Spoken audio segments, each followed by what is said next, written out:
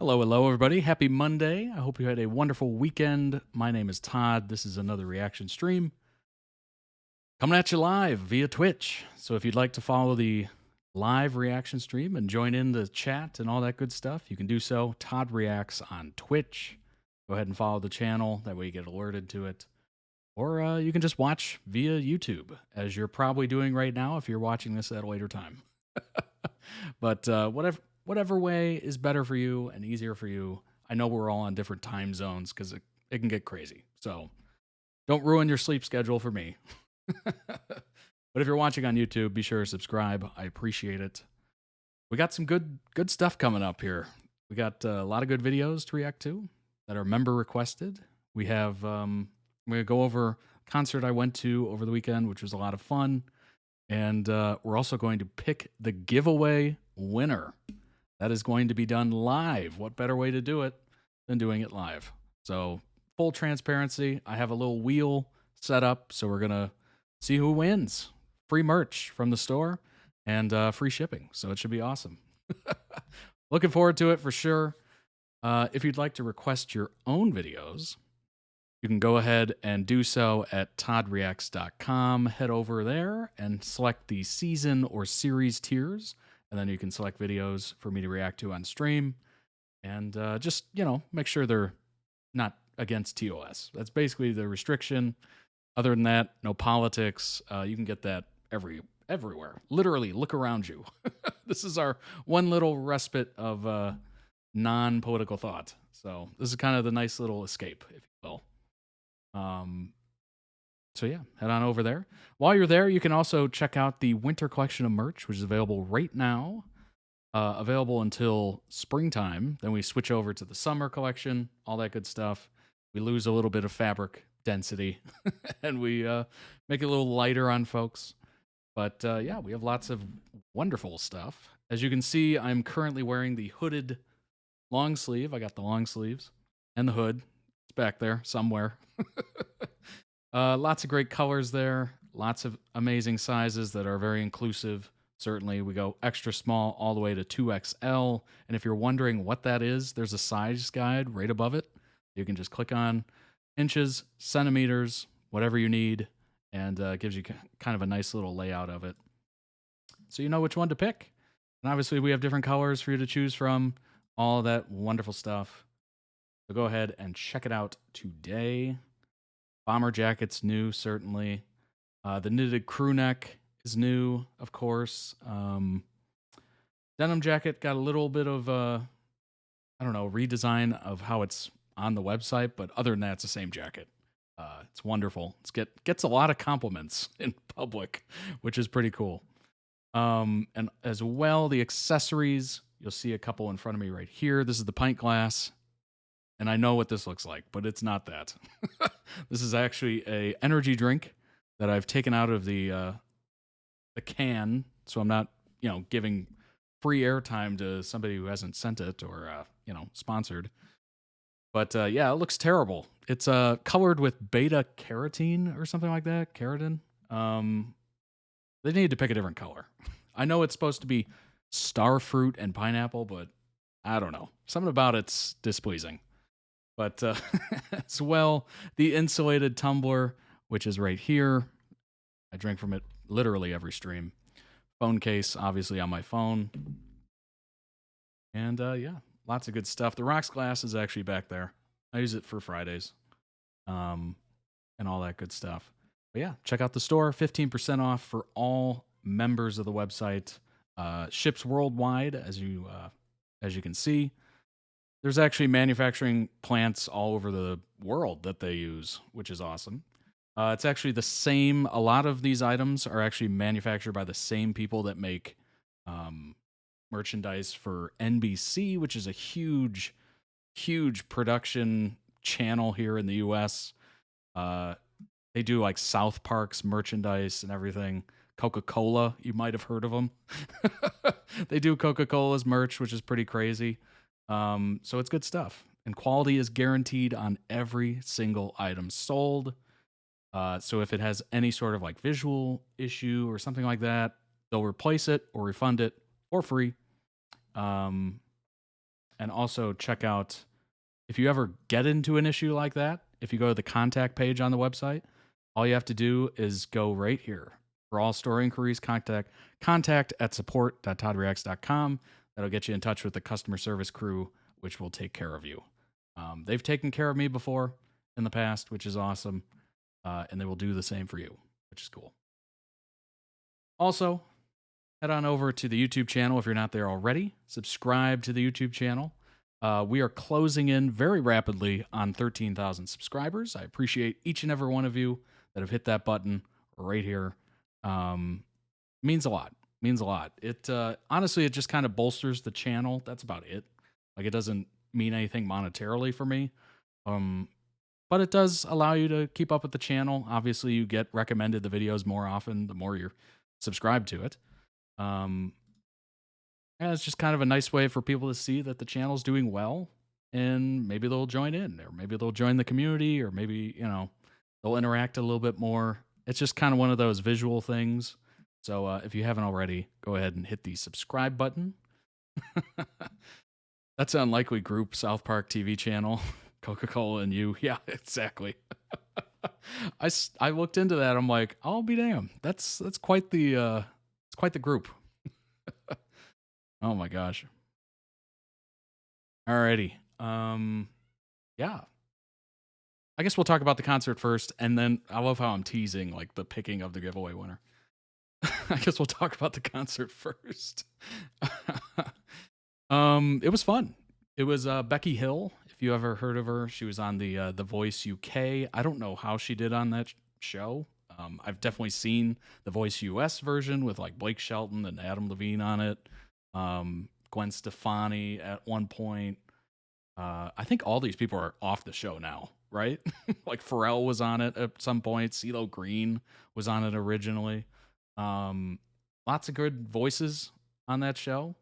Most of them you've probably never seen of or heard of again. But Melanie Martinez is certainly somebody that was on the show that garnered quite a following. I have no idea what she's doing currently, but I have heard Crybaby and all that stuff, which seemed to be somewhat of a hit. But yeah, Becky Hill, her music has kind of blew up with, she was on a song with David Guetta that was huge. It's called Remember Me. And a lot of her music is on the show Love Island, if you've ever seen that show. Like, they just play her on loop to the point where they actually invited her for one of the episodes to like sing to the Islanders and whatnot. But yeah, it was definitely fun. It was a tiny little music venue. I mean, it held, I don't even have a ballpark, like maybe, I don't know, 300 people, maybe 200. I have no idea. When I first got there, it was pretty empty, and then it just filled in like crazy. It's almost like they just waited for the opening act, which was a EDM DJ, to kind of leave the stage before they walked into the place. But by the time she hit the stage, my hearing was just completely blown out, like way too close to the speakers. It was to the point where it was hard to understand her from like the crowd singing. So it was just like so loud. But what's funny is I recorded a bunch during the concert, and then looking back on it and listening to the recordings of it, you can clearly hear her, which is so odd that I didn't in the moment. But yeah, it was good. It was definitely good. The music was wonderful. Lots of bass. It'll get you jumping, get you moving. Drinks were ungodly expensive, like just horrendous. Got like a tall boy of beer, like the bigger ones, like the pints or whatever, and a mixed drink, and it was like $35. I'm like, what? What? I'm drinking not a very expensive beer and a barely there mixed drink. Like, good grief, just absolutely robbed in broad daylight. Good gosh. Sounds like you needed those loop thingies. Oh yeah, for sure. Honestly, I should have had just, you know, earplugs in for the first part so I could actually hear the main Becky Hill. But yeah, starting off with an EDM DJ, really just for 30 minutes. At the end of 30 minutes, I was like, can you get off the stage, please? I'm done. I'm done. Sensory overload. My hearing is impaired. Like, I'm not doing well. Like, by 30 minutes, I was just like, I could never withstand a festival of EDM. Like, I know they go on a lot. Like, it's called, oh gosh, what's the one in New York? It's like Animal something or Kingdom, or I don't think it's Rolling Loud. It's something else. But yeah, I could never take that. It's just so done with it. I'm like, okay, my hearing is gone. This is an enclosed space. I'm like 8 rows from the speakers. Like, good grief. But yeah, overall, I thought it was a lot of fun. Other than, a few gripes here and there. But yeah, she sounded great. She sounded so good. Her voice is amazing. It's just as good live as it is on records, which is such a huge thing. To be able to be good live and to sound like your recordings is just such a tough ask these days. It's so unbelievable. And what was cool is she brought like some string instruments behind her and some brass instruments. Like, it was cool. It was very neat. I like how they did it. So there was at least some live music being played. It was very cool. Very cool indeed. So that was a wonderful Friday night. Anyway, let's go ahead and do the giveaway winner, shall we? Let's do it. Alrighty. So I did this. I made this pretty quickly. It is the holiday giveaway winner wheel thing. That's what I'm going to call it, I guess. Let me just go ahead and adjust this a little bit. All right, here we go. Boom. All right, so I put the initials from the emails on there, unless I automatically knew your screen name off the top of my head exactly how it went. Obviously, I don't remember everyone's screen name word for word and spelling and all that stuff. So I was just like, all right, we'll just do the initials. I'm sure you can figure it out if your initials are on there. And yes, we are getting going here, folks. All right. So this is the second annual holiday giveaway sweepstakes. I didn't do this last year because I had multiple items to choose from. And I was just like, you know what? That would take too long. But we're going to do it this way. I think this is more fun. It's live. It's revealing it. I have no idea who's going to win. So it might be awesome. I think Jace might be me. Yeah, I think so. I think so. I went to my first concert in August, and the opening drummer and guitarist were so loud after one song, I decided I didn't need to put on my hearing aids because I'm half deaf. That's amazing. That is amazing. Oh my gosh. I went to a rock concert once. Big mistake to not bring hearing. Why am I blanking? To bring like some earplugs. Like, just a terrible mistake. It was even open. Like, it was an open space, like a amphitheater. And I still had ringing ears. Like, it was just bad. Like, as soon as the opening act was done, the main act got on stage, and it sounded like they had the highest pitch voice I've ever heard in my life. And I know they don't. It was just up here, and that's all I could hear. Every other octave of my hearing was gone. It's like, oh no. Well, that tells you how many concerts I go to and how much I know about them. So I don't think I'll ever go to a concert. Honestly, I think for the most part, they're kind of, they got to be good live. If they're not good live, it's going to be disappointing in some way. So as long as they're, have actual vocal talent, and they're not just going to like, oh, ha, hi, hoo, like hype themselves up throughout the song and not actually sing and just let the backtracks carry the weight, like that is just going to be disappointing for sure. I didn't need my hearing aids at all. I was shocked. Oh my gosh. to want to be more deaf. Right.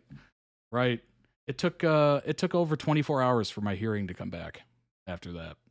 I was hearing like I had like that tinnitus or whatever where you get that little ringing in your ears. Oh, brutal. Social anxiety is a thing. Ooh, that was off the charts. I was shoulder to shoulder and just constantly getting stepped on. Like, I'm not a small person, so to be constantly stepped on and bumped into, like, that gets old after a while. Like, I was done with my social battery was just drained within like 2 seconds of being there. It was a fantastic concert. Joshua Bassett shouting more than usual afterwards. That's great. Oh my gosh. All right. Drum roll. I don't have a drum roll sound effect, but let me see what do I have here? What do I have that would be I don't think I have anything that would be remotely useful right now. No. Okay. It's all right. That's all right. Yes, I appreciate the drum emoji. That'll work. All right. Shall we? Should I do it? 3, 2, 1. 2, 2, 2, 2, 2. 3, 2, 1. Here we go. Who's winning? Who's got it? Oh, MB. MB, congratulations. It's got a little applause there. All right. Congratulations, MB. I will be emailing you after stream and providing you with a link. I can't remember if you showed proof or not, whether you're subscribed, but if I need to ask for that, yes, it is Megan. If I need to ask for proof or not, I don't think I do at this point, but I will be emailing you after with the link, and you can check out today and get your wonderful merch item that you requested. I don't know what it is off the top of my head. But congratulations, MB. You are the first ever wheel winner of the holiday giveaway, which is good because that stuff will be there by the holidays. So congratulations. If you would like to enter next year's holiday giveaway, literally all you have to do is send an email, and that's it. So we are done with the holiday giveaway. I hope you enjoyed it. Let's go ahead. Someone go wake her up. That's funny. That is funny. That item will be shipping to you. I wonder. Dang it. I wish I wrote down what everybody wanted so I'd be able to say it. But I guess not. I'll look it up and figure it out after stream. Alrighty. Let's go ahead and jump into the first video of the day. It is MDZS Genius. It is a music video. Let's go ahead and go. Alrighty. I got it positioned like this, just in case we need closed captioning, which I think we might, maybe. Some of these music videos do need it, and some don't.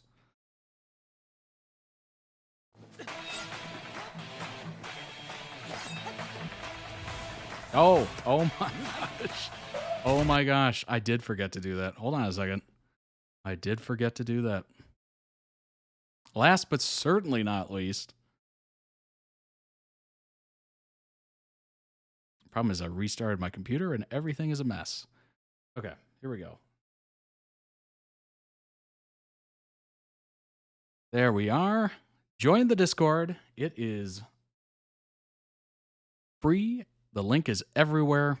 Website, YouTube channel, Twitch channel. It's literally everywhere. You'll find it. 167 members and counting. That's awesome. Appreciate it, Andy.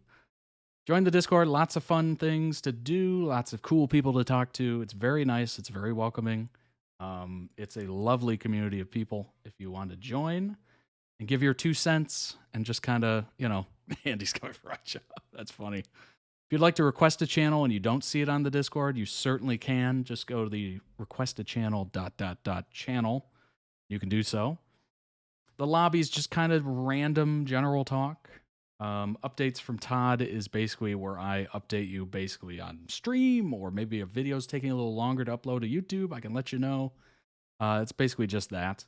Or other things as well. We got a ton of great fandom channels for you to enjoy and to check out. Also, a lot of amazing community channels as well. Pet pictures, adventures, food, rant rave for you to get something off your chest. Artists, hobbies, tech talk, D&D, questions of the day, safe spot.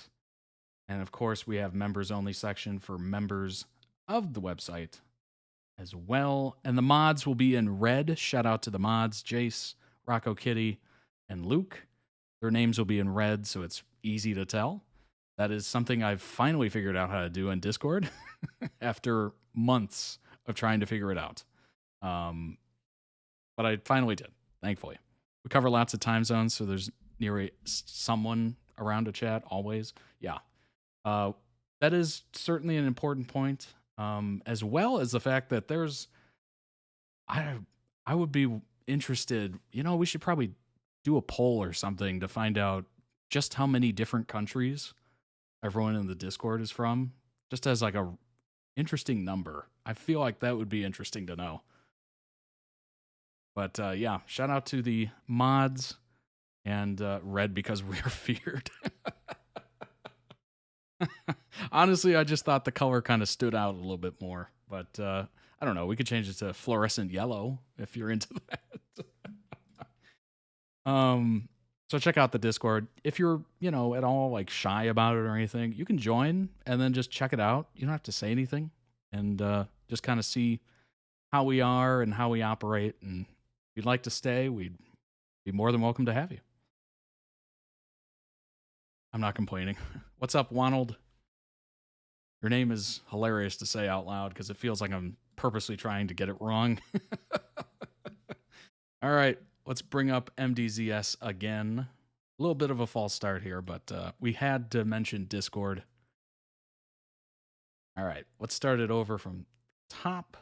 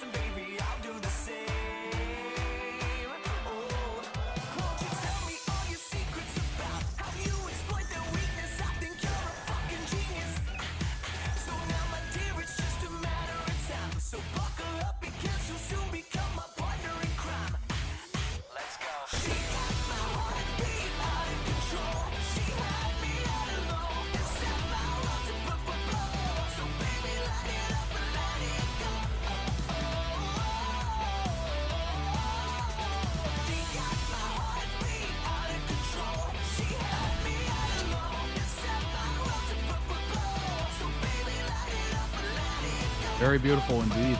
I'm wondering is the quality low? Oh my God, 360. Come on now. I was like, why is it so pixelated? Oh my gosh. Now it's more beautiful.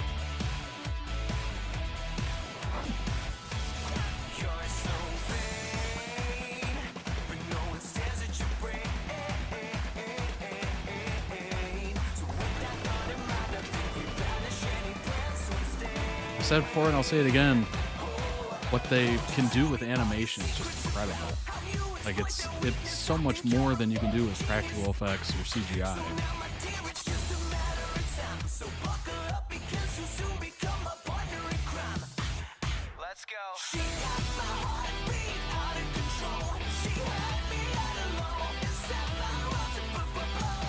I will say the wind physics are also pretty amazing. The hair, the falling of the pages. It's just really well done. The shades flowing in. Like, that was really well done. Unbelievable.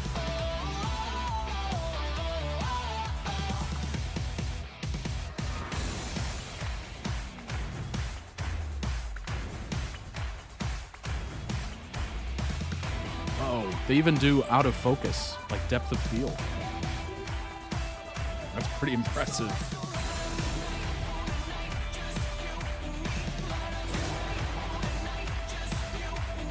Just gives it much more three-dimensional feel.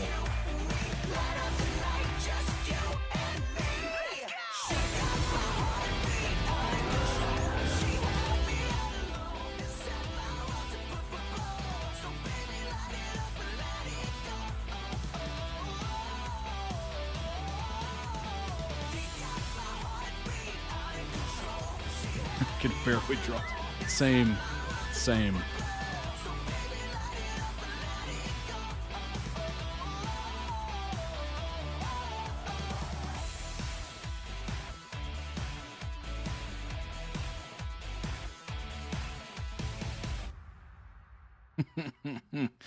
Excellent. Wow. Link down below in the YouTube description for the original video. Go throw it some much-deserved love. I'm going to throw a like on that because that was very good. Also, check out their channel. They might have other videos that you might be into as well. Unbelievable. Yeah, the art direction, the art style, the animation, the movement physics, like the wind physics specifically, are just stunning. Like, as they're falling, you're seeing their hair go like crazy directions and whatnot. And it seems hyper realistic for something that is not realistic. Like, it's obviously there's a lot of, powers to be, all that good stuff. Like, it's not realistic, but it is realistic in a way. Just stunning. So as long as the story and the dialogue is even halfway as amazing as the animation, it's gotta be amazing. From now on, I'm taking all of my storytelling lessons from this wild epic about love, loyalty, and necromancy. Oh, we need to make this a little bit bigger. Okay, I think, yeah, you can see that.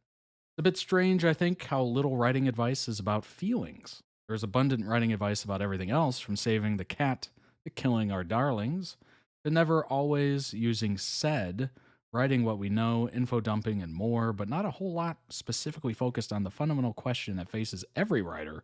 You can tell Jace found this, I'm pretty sure Jace found this link. When we sit down to write, how do we make people care? Because it doesn't happen automatically. It doesn't appear naturally just because you get all the other elements right. We know that approach doesn't work because we've all read and watched things that seem complete and polished and skillful, but still leave us feeling absolutely nothing. I read info dumpling. Now that sounds good. No, I get it. I've reacted to how many MDZS videos? A lot, I think. It's tough to come up with new information every once in a while. We all know stories that make it very easy to list their abundant flaws or shortcomings, but still can leave us with the impression that none of that matters. Very much like Alien Romulus that I saw in theaters. Very much didn't care about any of the characters, which says a lot. Clearly, they didn't spend a lot of time working on that, and it showed. I got to the end of the movie, and I was like, I didn't care if they all died to the aliens. I was just like, all right, make this interesting at least. I want to spend some time thinking about how much about how to do that, excuse me. Because it comes from specific choices in the storytelling, choices that are, I think, very much worth our attention. Being a professional author, as well as a former scientist, I've chosen, good grief, my eyes.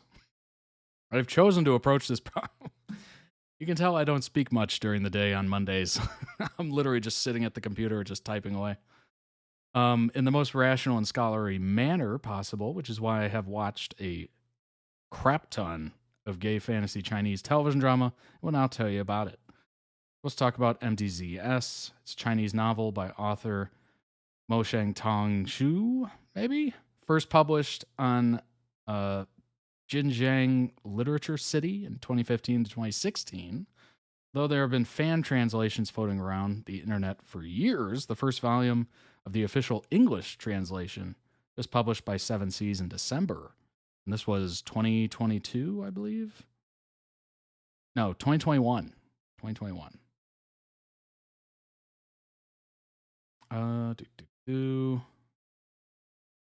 MDZS is a Danmei gay romance novel that takes place in some undefined magical era of Chinese history. It's about a feared and reviled necromancer who is brought back to life several years after his horrific death.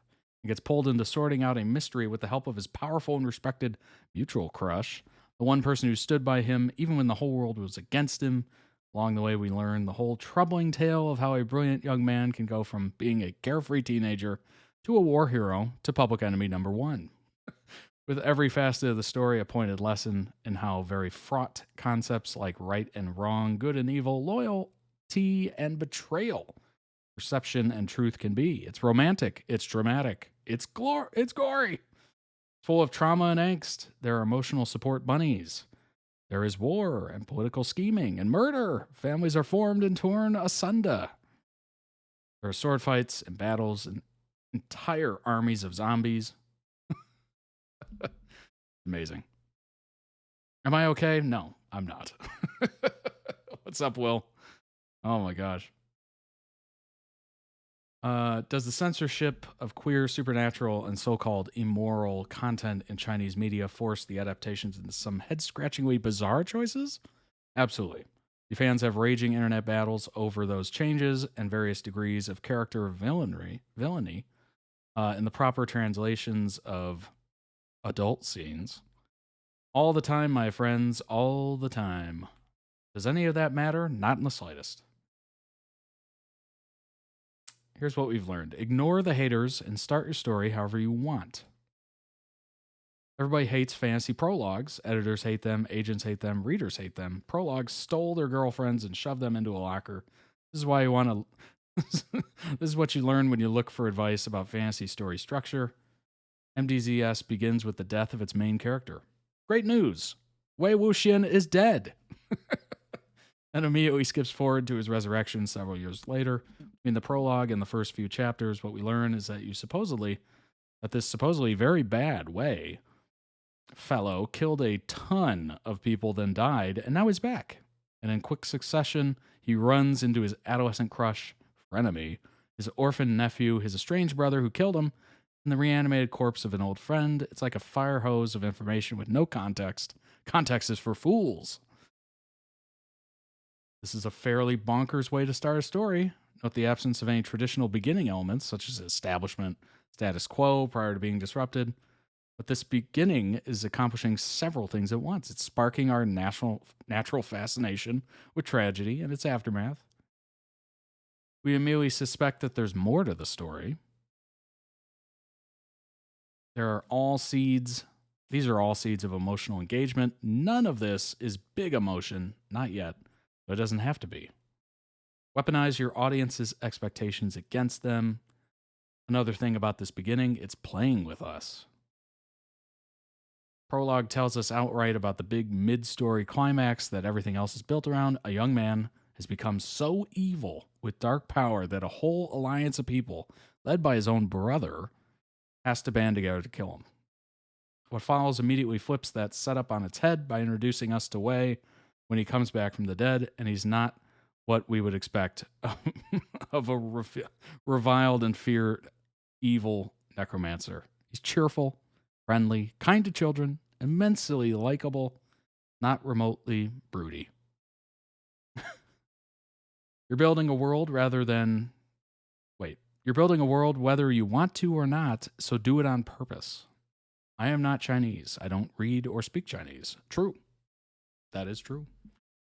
I did not go into MDZS familiar with either Danmei or Shenxia tropes. I probably butchered that again. nor with the larger cultural context of wuxia-inspired stories. Slightly more knowledgeable now, but when I first jumped in, I noticed right away that a lot of it is never explained for an unfamiliar audience, which is, to be clear, perfectly fine, more than fine. It's great. I like that in a story. What's the point of fiction if not to introduce new worlds and new perspectives?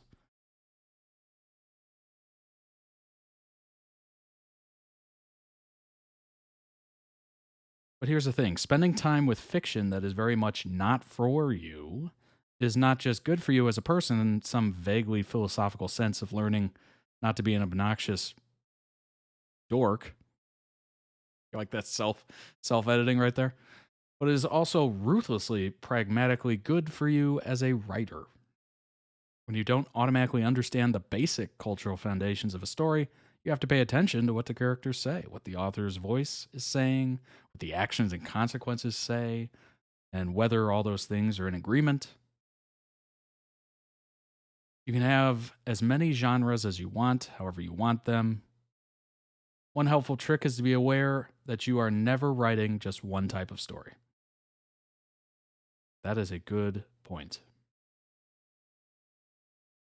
We don't notice it quite as obviously when it does work. We can describe a story like MDZS as romance and fantasy, but in truth, it is constantly blending other types of stories.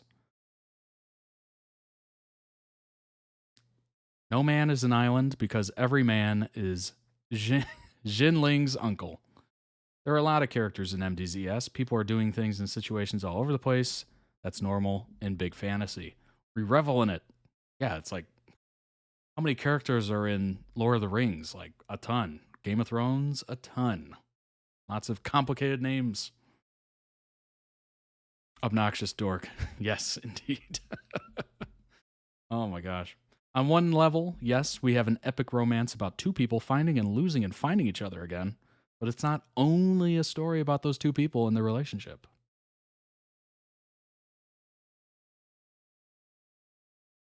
I mean, that's fair. That's fair. You got to have more people. Otherwise, that story gets pretty old pretty fast. even as amazing as the stars of it can be, you definitely want some other people chiming in every once in a while. Reconsider your need for a big bad by instead giving everybody their own bespoke bad in the form of problems that have no good solutions. Advice about plot is very confusing. One person will say a plot ought to be planned out precisely down to every beat in every scene. The next will say it doesn't exist at all. Isn't it just things happening? I'm pretty sure it's just things happening, right? Probably best if those things are happening for some reason.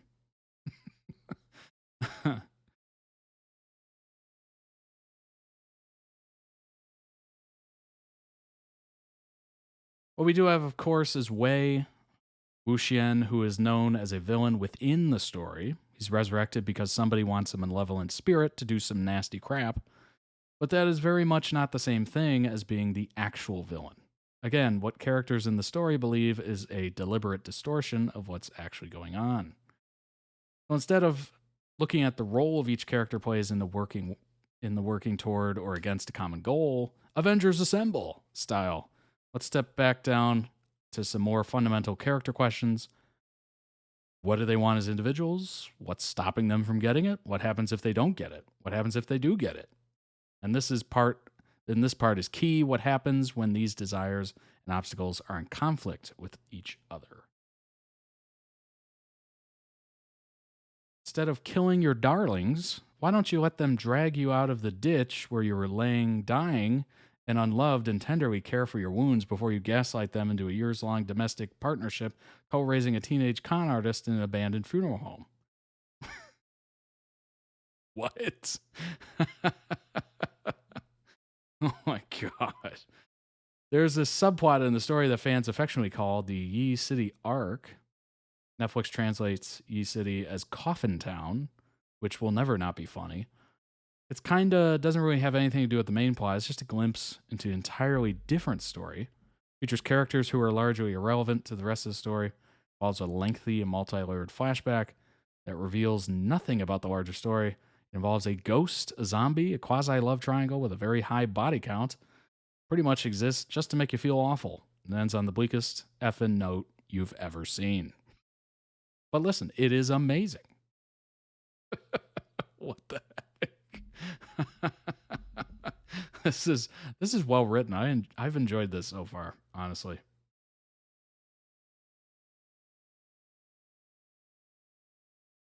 And like all unpleasant things about modern publishing, I suspect it has to do with marketing and money and aggressively reframing all creative works as sellable content, rather than anything to do with actual artistry. Or maybe we can blame the CIA, I don't know. But we're telling stories, not producing content, not writing abstract stories. We're literally making stuff up and beaming it into other people's heads. And our job is to make those readers believe those stories wholeheartedly and passionately, if only for a short while. I'm not suggesting we all ignore pacing and editing and focus. Those things are important. We can take on infinite form. What I am doing is softly entreating that we also remember that writing a good story does not require stripping out everything you love about it. Another one is, do you need those rules as much as you need that giant army of reanimated corpses? One of the most common bits of advice to pop up wherever writing is discussed is you have to know the rules before you can break them. It shows up everywhere. It's probably going to show up here. I can see your fingers twitching toward the keyboard, Kevin. I don't know who Kevin is, but gotcha. Is it true? I don't know. I'm not sure I really care. I wonder if both the assumption of rules and condescending permission to break them miss the point. I wonder if once again we're using the wrong language to talk about what we're doing. Obviously, you can look at those. Pretty well done. This writer studied geology and earned a PhD in geophysics. Interesting. Just goes to show you can be a writer and do anything, honestly. Literally everybody. Obviously, the best advice that most people give writers is read. That's literally the best way to become a good writer. And obviously practice. I think that's very true. And, pick a nice story like this or one of the many epic fantasy novels that are thousands and thousands of pages. I mean, that's all good stuff. China's MDZS attracts anime fans from around the world. Simultaneous international outdoor large screen events have become a symbol of MDZS spreading its wings. This was in 2019. Chinese animation has become the dark horse of late, stepping into the world stage with immense attention and enthralling audiences. Honestly, I think the pandemic kind of helped in that. It kind of gave everybody a little bit of time to just spread their wings, if you will. Check something out that they wanted to check out. I don't know. It was a very interesting time where we got to kind of just try something, try many things. For a while there, people were just making sourdough bread just because they had the time and the effort to do it. People were watching shows they hadn't seen before. People were trying new things. I started a podcast. I've never done a podcast before. A year after, slightly after, actually, I think it was exactly 1 year from the start of the pandemic, I launched this channel. So we were all trying different things. Some of it stuck, some of it didn't. So I'm certainly sure that a lot of this content got a huge boost because people had time. They had time to afford to go down different paths and all that stuff.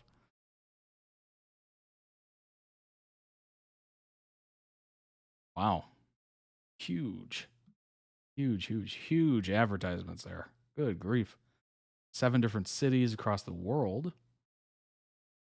Outdoor publicity events also attracted hosts of foreign anime fans as web pages following the activities in the Chinese cities went live on foreign websites. With the effects of advertising on NASDAQ's digital screen at Times Square in New York City, which is what this is. That is New York City, which is literally, Times Square is literally one big advertisement, just throughout the entirety of it. And of course, characters or people dressed up as characters begging you for money. you want a photo? Give me a photo. You want a photo? Here. Presented with breathtaking quality, MDZS has deservedly received a great reputation and large audiences. Accepting the Paladin story in a slash style to attract audiences, the production of MDZS can in total be described with the word elegance. That's a good word. Elegance. First lockdown month, I discovered 911. Yeah, exactly. Exactly. It gave people a time to just kind of, I don't know, spread their wings in different ways. MDZS Past Lives was launched in July 2018 on Tencent Video, immediately becoming a work of great and varied discussion. Daily broadcast numbers increasing exponentially. Total broadcast volumes quickly exceeded 1 billion with a B. First series received a score of 8.9 from Douban, the most authoritative movie review network in China, which is equivalent in score to a large IP animation such as Naruto. After a success of the first season, Xinyun's story gained even greater success, scoring a 9.3. Wow. MDZS has been well received in China, but it also ranks well on most global anime data scoring platforms. Nor does it remain exclusive as a Chinese donghua, as it gradually gains in popularity with anime fans from different countries and different cultural backgrounds. What genre is MDZS considered to be? I recently started getting more into Chinese fantasy and whatnot, but it seems to me that almost everything I discover has the MC main goal to become immortal or be some god. It seems to me that Wei or the other characters don't have that same goal, and it seems immortality never even crosses their mind. Interesting. I read somewhere that MDZS isn't considered as high Shanxia fantasy, but it is indeed said to be low Shanxia fantasy. Is this true? High and low. What does that mean? What does this mean exactly? Yeah, exactly. I was literally just like, what? What's the difference between high and low? For a moment, I thought you discovered the emergency service. I was very concerned. That's funny. That's funny. I would call it a Danmei Shanxia murder mystery, maybe? Characters are cultivators, but they aren't particularly concerned with reaching immortality. Rather, the MC Wei, aka the founder of demonic cultivation, dies a terrible death and 13 years later is summoned into the body of a man named Mo.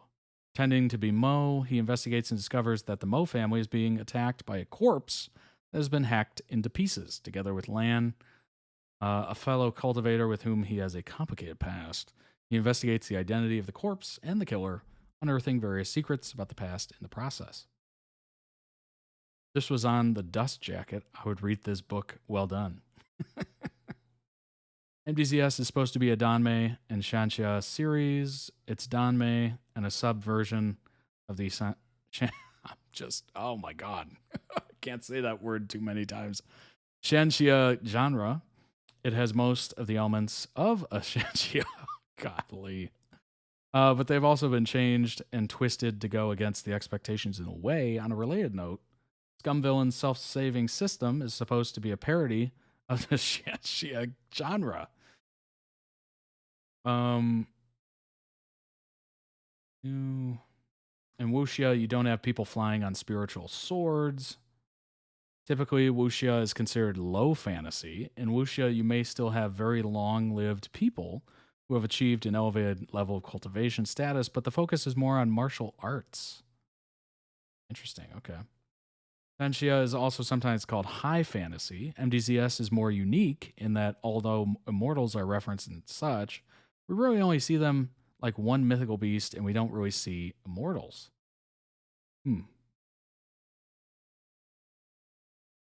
Regular low fantasy as in Western? No. There's no reason to put them in the context of the West because they have totally different ways and contexts. Regular isn't a thing. There's no default that begins with the minority of the world in the West. That's not to say they're not important, but you have to see everything as individual unless you're needing to draw connections for specific reasons. Interesting.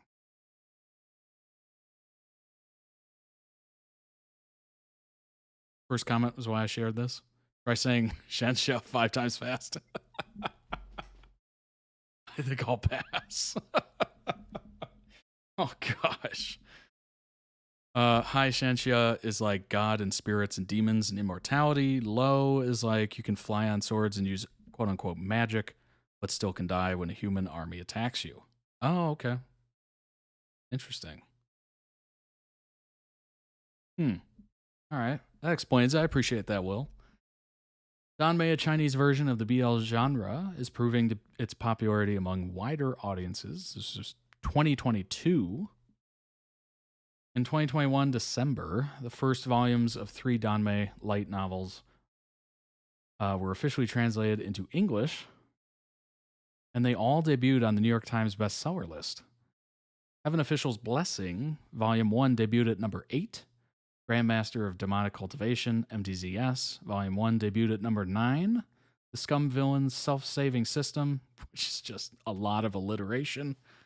Volume 1 debuted at number 14, but what is Danmei?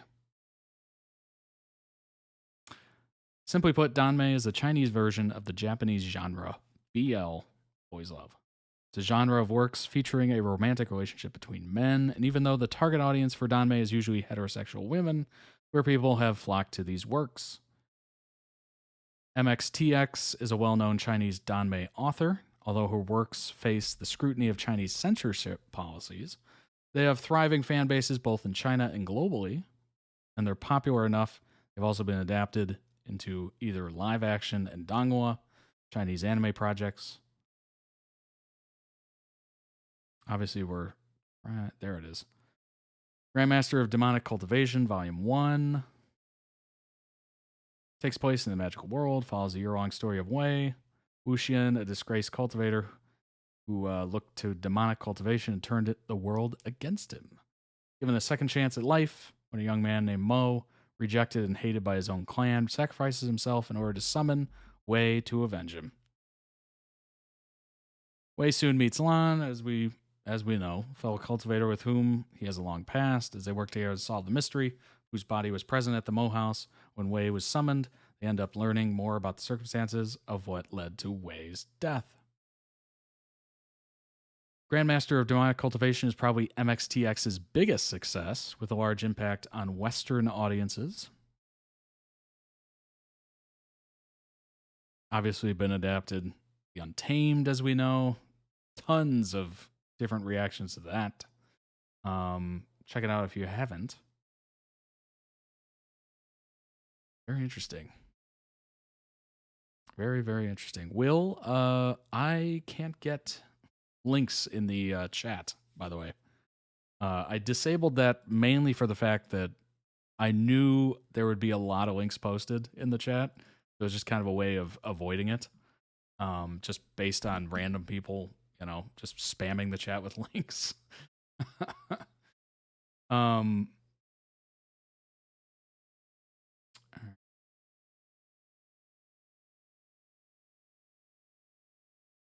Yeah, that first comment was really good. That's my sloppy summary, at least. It was a pretty good summary. It was a very good summary. Oh my gosh. All right.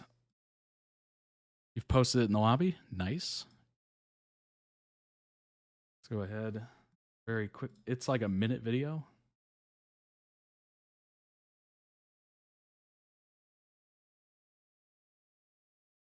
Pull it up real quick.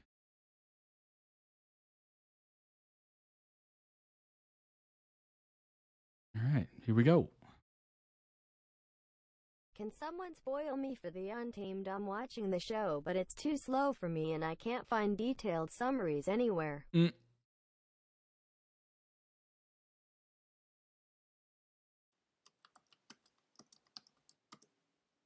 Define uncle. Photo of the guy pointing.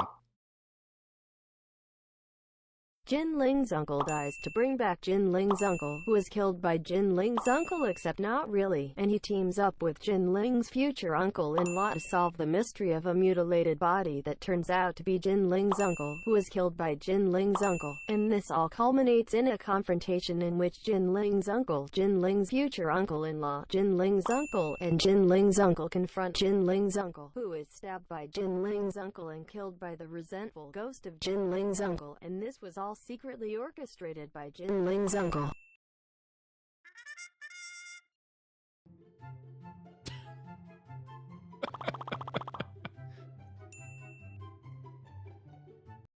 I mean, that is just an unbelievable. That's an unbelievable video. And also, that is way too many uncles. That's crazy. That is absolutely crazy. Good grief. Oh my gosh. I appreciate the video there, Will. That was very funny. I love how that person's like, hey, this show's too long or it's too slow for me. Just go ahead and spoil it.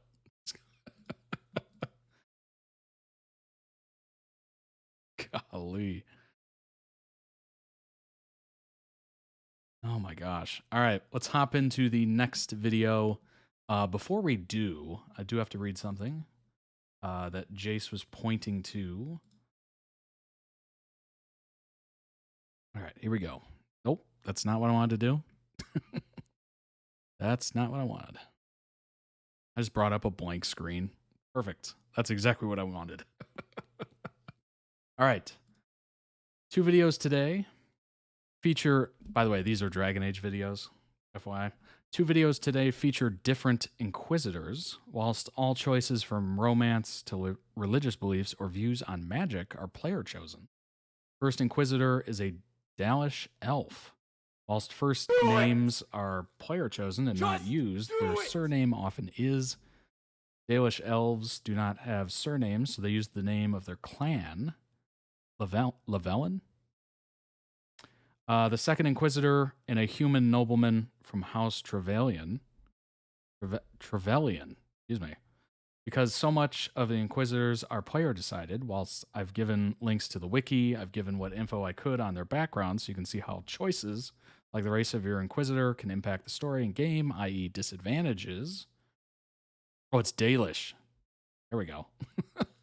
In quest or specific knowledge when speaking, so other characters. Romances are also locked with genders and races, giving romanceable characters preferences. Some of the references made are in-world religion-based. The Maker, game name for the most prevalent religion's god. Chantry, the church. The Divine, the Pope, who is female like all priests. In the start of the game, a terrible explosion killed the Divine and many others. Initially as sole survivor, the player character is accused. Chancellor Roderick, an example of a few males within the Chantry structure. Andraste, a cross between Jesus and Joan of Arc. Instead of the child of the Maker, she is known as the bride of the Maker. She is why most of the Chantry roles are female. So you'll hear things like, thank the Maker, you're safe. Or, Andraste, preserve us. Okay. Interesting. I appreciate the context there. That'll definitely help.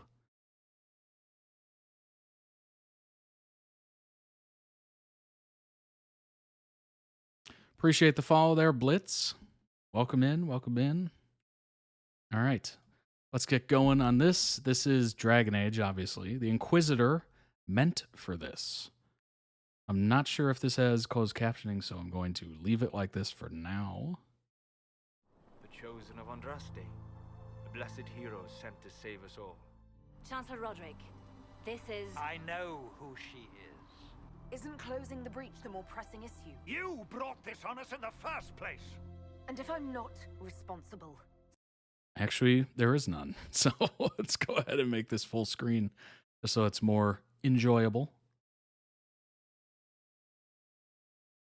There we go.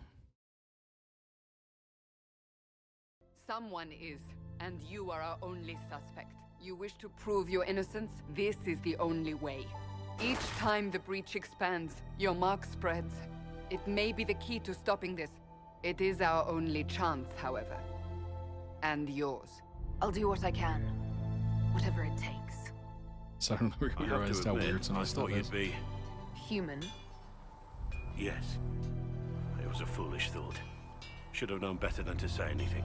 It's what you do and how you do it that's important. Are you holding up all right? I mean, you go from being the most wanted criminal in Thedas to joining the armies of the faithful. Most people would have spread that out over more than one day.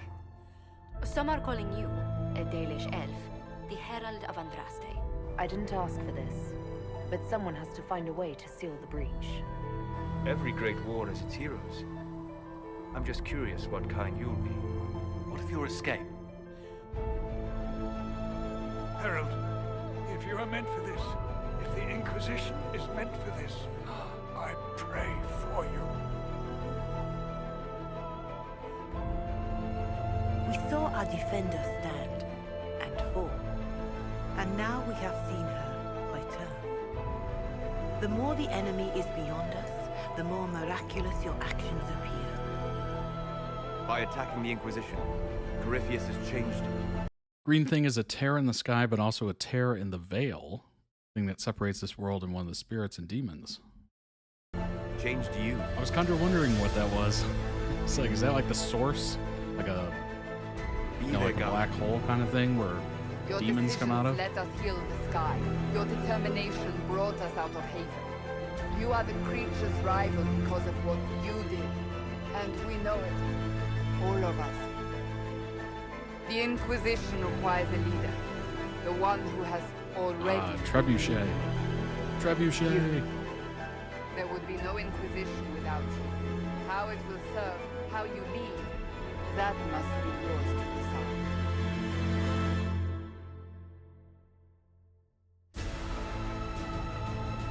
I'll say this, I may not believe in the Chantry, but I believe in you. In me? That the Maker sent you, whether through Andraste or fate. How many could do what you have done? You were a prisoner, accused and reviled, yet you've emerged from every trial victorious. The Maker's grace does not make you immortal. You live or die by your own hand. Everyone has so much faith in my leadership. I hope I'm ready. An army needs more than a name. It needs a cause. Inquisition! Will you follow? Your leader! Your herald! Your Inquisitor! We needed a leader. You have proven yourself. Cassandra is not wrong. You are what we needed most at the moment we needed it. That's what they will say in ages to come. Oh my gosh. Beautiful edit. Great music. Dang. Link down below in the YouTube description for the original video. Go throw it some much deserved love. I'm going to hit that with a like. Well done. Check out their channel as well, as you might see some videos that you may enjoy as well. Excellent work on that. Gripping. I'll say that. It makes the game look very fun. That's, you know, I used to not really particularly enjoy story-based games, which I know sounds a little ridiculous. But as I've matured, I've enjoyed them more and more. I guess I've leaned heavily into sports games, or, you know, it's just kind of that quick hit. You get a little bit of dopamine and you're just like, all right, I'm done. Like way back in the day, but, you know, finishing a Mario level was like maybe 3 minutes. No story really involved. Just kind of those quick hits of dopamine or whatever. But eventually I got to the point where I'm like, oh, I'd like a little bit of story in these things. Maybe not, you know, going on and on and on, but at least something, some sort of reason why this event is happening. Although I do find it more tricky the older I get to actually put the time in to enjoy a story-based game. So it just seems like I never have the time to do it, which is unfortunate. Let's go ahead and bring up some information on the Inquisitor. we can go ahead and jump into that. Get a little bit more acquainted with the Inquisitor. Quote, wherever you lead us, Cassandra to the Inquisitor. Inquisitor known to many Theodosians, I think, as the Herald of Andraste, the playable character, protagonist of Dragon Age Inquisition. Player is able to choose the character's race, gender, class, first name, and voice set. So it's basically the player character who you're playing. Obviously, you have options as to who exactly you're playing physically. Let's see. Character creation, you go through all that. Selecting a gender, race, human, elf, dwarf, or Kunari. Voice set and class, mage, rogue, or warrior.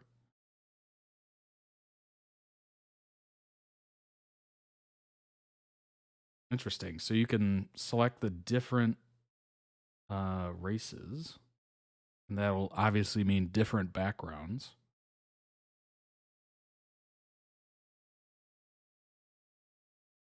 Inquisitor is voiced protagonist.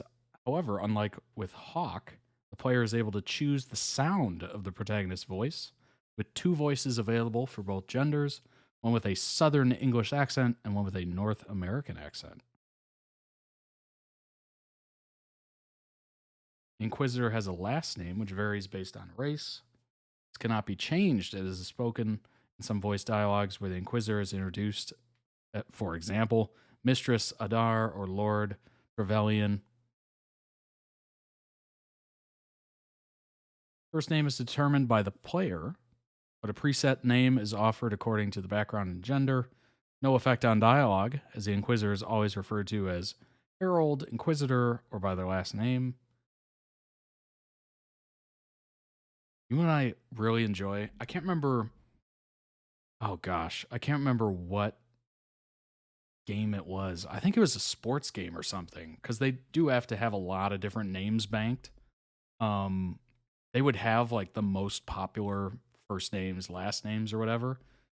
And I was literally able to have my first and last names spoken by the announcers because they just pre-recorded as many names as they could. I thought it was awesome. That was really cool. And then sometimes, I think it's sometimes in the earlier games they didn't have it, but they eventually filled out those names quite a bit, and you could almost pick every name out of the book. Quotes, you have to admit, the fake your own death, travel through time, rescue your allies trick is a classic. Playing Wicked Grace with companions, quote, I think we need another round of drinks. Amen. Cheers. When judging Storvacker, the bear, all right, I wouldn't want my life in the hold to become unbearable. Dead. That's funny. The box art of the game and in promotional materials depicts the Inquisitor's mark on their right hand. However, in the game, it's on their left. Interesting. Inquisitor follows a certain pattern where the playable character originates from the country of the previous game, starting from Dragon Age 2 onwards. Similar to how Hawk originally came from Ferelden, country of origins, the first game, the Inquisitor is originally from Free Marches, country of Dragon Age 2, the second game.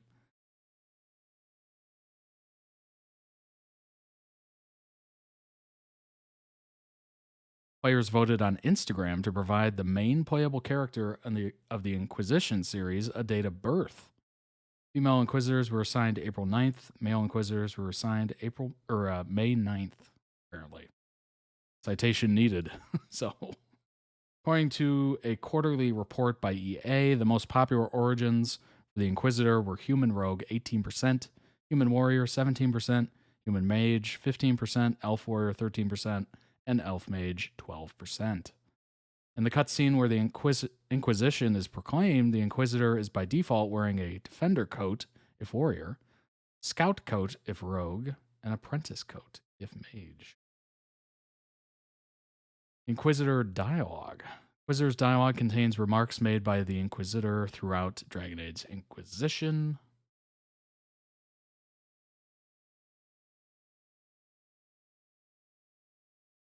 Around, there must be something here, might be something here. Better take a closer look. Combat comments. Low health, back me up. I need some help. I'm falling back.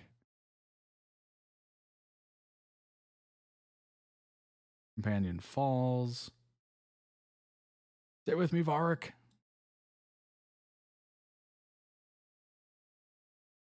Enemy killed. Haha, goodbye. That's hilarious. One down.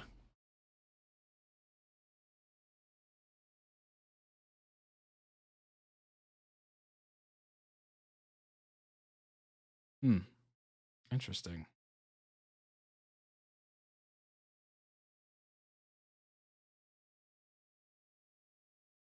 After meeting the Grey Wardens who are looking for Hawk's warden contact, was there none of these wardens mentioned a new leader? I don't think they're part of Corpheus's plot to seize the order. Sandra, I don't think so either. The infiltration in their ranks must maybe subtle.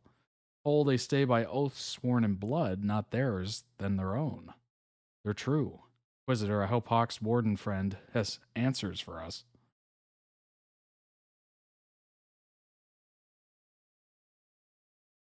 Honestly, everything I've seen from these edits based on, Dragon Age, the dialogue comes across very well. Like, really well. Like, clearly they spent some time working on it. They had writers that were actively, able to write, as opposed to some which kind of, very hit or miss. 15 things to consider when choosing a race.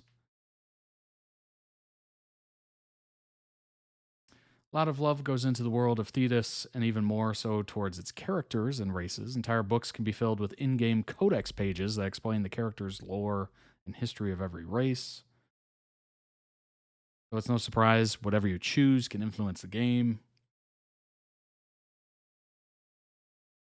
Updated on April 16, 2021. Though still awaiting more news on the next Dragon Age game, many fans have revisited the older games. Perhaps some wanted to experience the narratives as a race they hadn't played before or a different gender.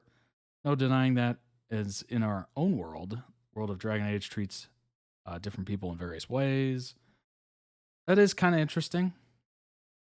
Obviously, it was quite a few years in between. What was it, 2014? And then the new one came out, what, a month ago? 2 months ago? Thetis. A lot of the location stuff is like party chats as you travel around. Nice. Romance choices, number 15. Most notably in Dragon Age Inquisition, your race defines certain romantic paths. Sorry guys, but not everyone will be interested in you if you play as a dwarf or Qunari. Characters who are race specific are Cullen and Solis. Cullen will only romance humans and elves, while Solis will only romance elves. Of course, choosing between male and female takes a bigger role than race in terms of who you can romance. However, some characters have very particular tastes, as do people. Character origin story. In the first title, Dragon Age Origins, you get to play a different origin story based on your race and class. Some fans just play every origin story and then pick their favorite, go with that one. But what race you choose actually unlocks a different backstory that you get to play through. Pick a human, then you're from a noble family, and even start out with a dog rather than get one later. If you pick an elf, you can either be from a city or a Dalish elf. Mages each have their own unique backstories that range from an arranged marriage to finding a magic mirror that ruins your life. If you choose a dwarf, you can be low or high caste and live underground.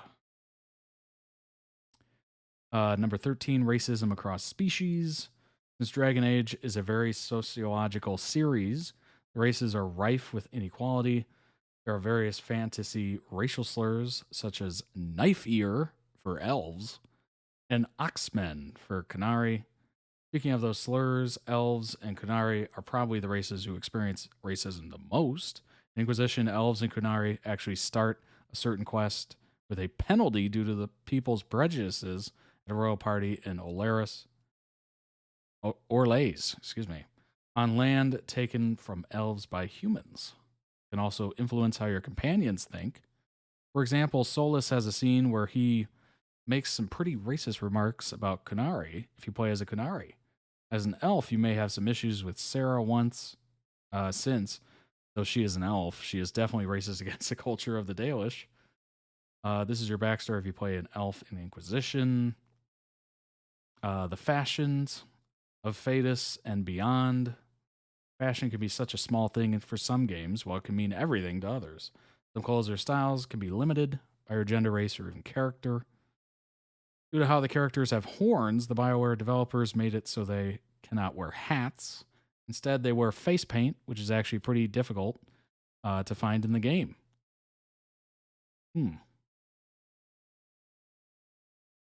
Interesting.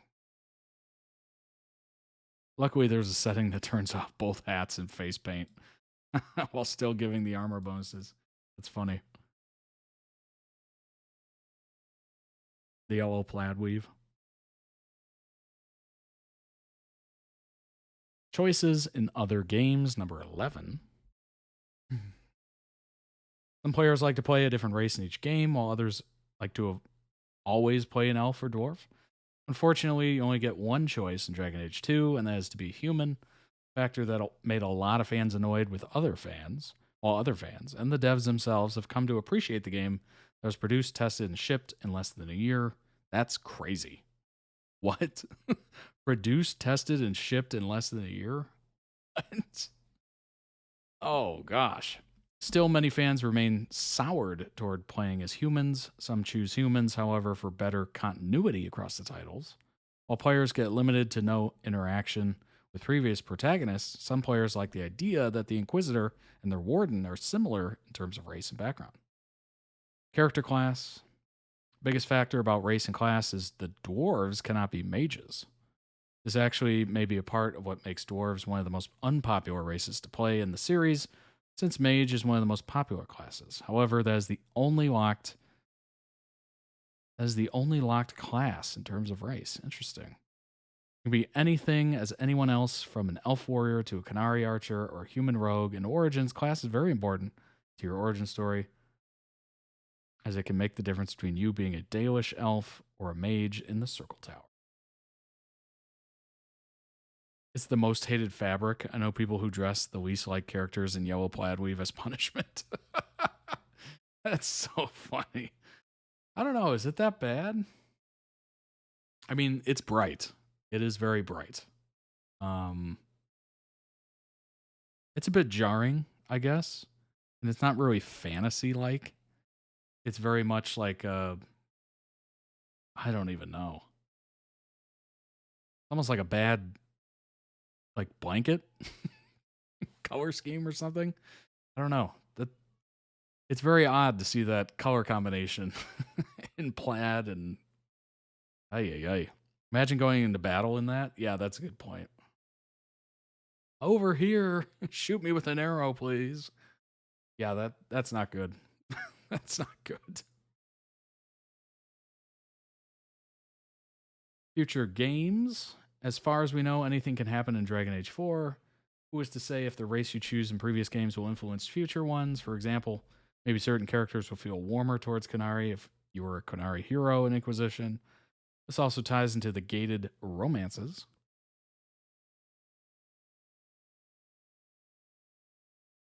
Culture across races. For some players, it's all about the culture of the races. If you like the idea of living in the woods and worshiping a pantheon, then being a Dalish elf is probably the best choice for you. If you want to be a part of a strict caste system and live underground, dwarf is definitely the best idea. It's easy to read for hours about these cultures. Some players do not even know what to really think until they have played a couple of games as to which culture is their favorite. Sometimes it is not even about a favorite. Just be about what makes for the best story for a hero in your head. History of that race. This factor relates a lot to the culture, but is different. For example, humans are actually the most recent additions to Thedas. Compared to other races, we actually do not have a lot of details as to where they come from. Historically, it says Kunari might be part dragon, but this popular fan theory has yet to be confirmed. Yet, however, it is hinted at a lot, especially when you talk to the Iron Bull after you kill your first dragon in Inquisition. Player character build, number 6. Most gamers play the series more for a good story than to have the best character build. If you're into making the strongest combative character, though, then the race is a factor in that. What race you choose gets them the slightest different bonus points. For example, in Inquisition, a human will get an additional ability point. A dwarf will get better resistance to magic. Elf will get better resistance to ranged attacks. Kunari will get better physical resistance. Potential role-playing good versus evil. Though they are loath to admit it at times, some players, even in RPGs, cannot be the bad guy. But Dragon Age really allows people to be super bad. That's such a good movie, by the way. This goes beyond simply punching somebody or having the occasional snipe or jab, as one might see in a Final Fantasy title. Inquisitor can go as far as to punch Solus square in the face or even play into reinforced Kunari stereotypes at the Winter Palace. BioWare fans know how much the Paragon Renegade system worked for Mass Effect, so perhaps RPG fans just need to go with the evil flow for a bit. How easy do you want life to be? It's already established that racism is alive and well across Phaetus, whether it's against Dalish elves, city elves, Kunari, dwarves, or simply Orlesians. Choosing a character background can drastically affect how conversations and encounters go. Some players may want to take an easier route by playing as a human warrior versus an elven mage in Origins. Same can be done in Inquisition.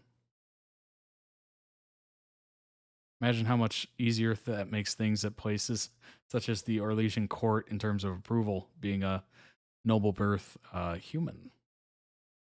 Height and physical features may seem like an unimportant facet, but choosing a race ties in directly with how players want to present themselves in-game. If someone wants to create a dreamboat, your idea might not include horns. In contrast, some might want to see fat elf representation. While BioWare allows for some customization, the modding community took it upon themselves to improve everything from hair textures to a total overall of the character creator. I believe they meant overhaul. Vanilla Inquisition can be further enhanced by using some of these well-crafted mods if players want more appearance options. Kind of cool. Unique conversations based on race.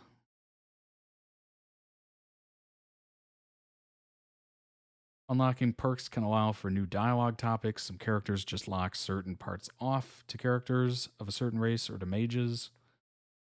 Players will have to turn once more to mods. Armor types based on race. Like height and physical appearance, harping on unique armor types might seem trivial, but look good, play good holds true no matter what game someone plays. Indeed. Indeed.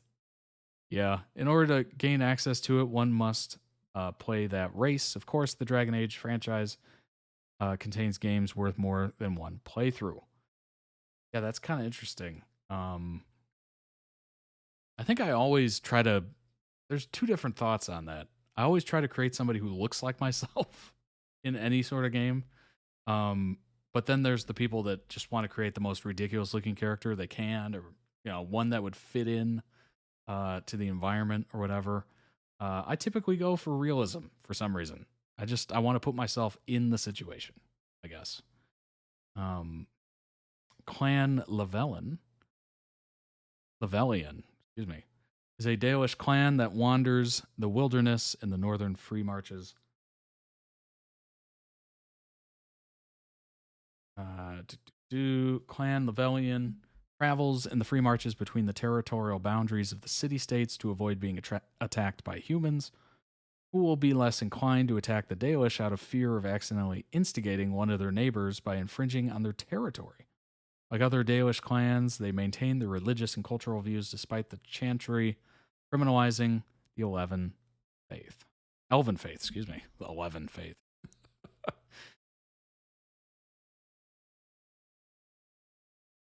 Known members, Keeper Dishana, not even going to attempt that. What?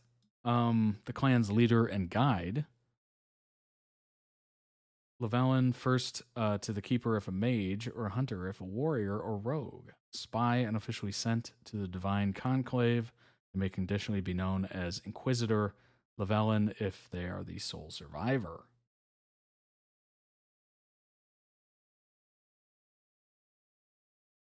Failure of any mission besides contact clan Llewellyn results in the clan being wiped out. Whoa.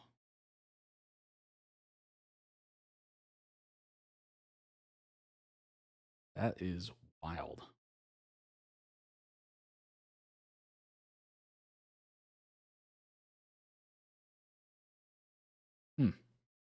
Very interesting. Yeah, even I'm clueless about Deshana's other name. It's never spoken. Yeah. I mean, you could take an attempt at it. I mean, I could try it, but I don't want to embarrass myself. I do that enough already. Okay. But let's hop into the next one. It is a music video, I believe. Dragon Age Inquisition CullenxTravalyen Without You. Go ahead and pull that up. This member-requested video. Only the Velen playthrough risks losing their family and people. Brutal. Dang. That makes it more intriguing, honestly. For there is no darkness in the Maker's light, and nothing that he has wrought shall be lost. A prayer for you? For those I am afraid to lose. When the time comes, you will be thrown into his path again. Andraste, preserve me. I must send you to him. Cullen, if I don't... Maker, no. The thought of losing you, to believe anything else would... I can't.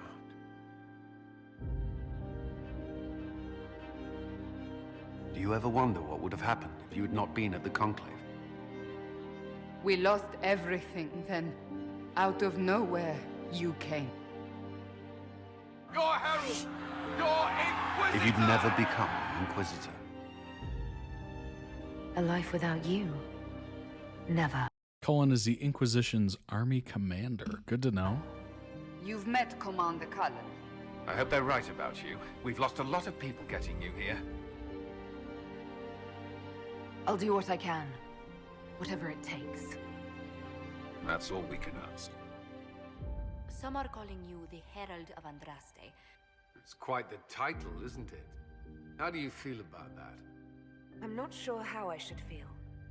The Chantry has decided that for you, it seems. Tell me, Herald, in your mind. Tell me what you feel. Do you know how terrifying it would be to just be one of the townspeople in this situation? Oh my gosh. I always put myself in that, mindset whenever I'm watching anything like this, especially fantasy based.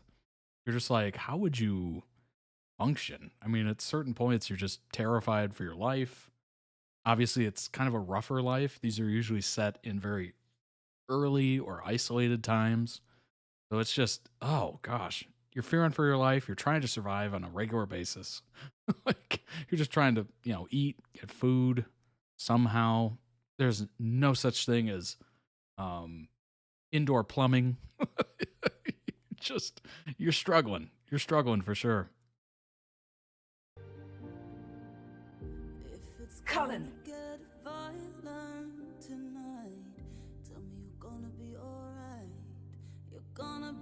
I know in my heart that I was meant for this. Know me.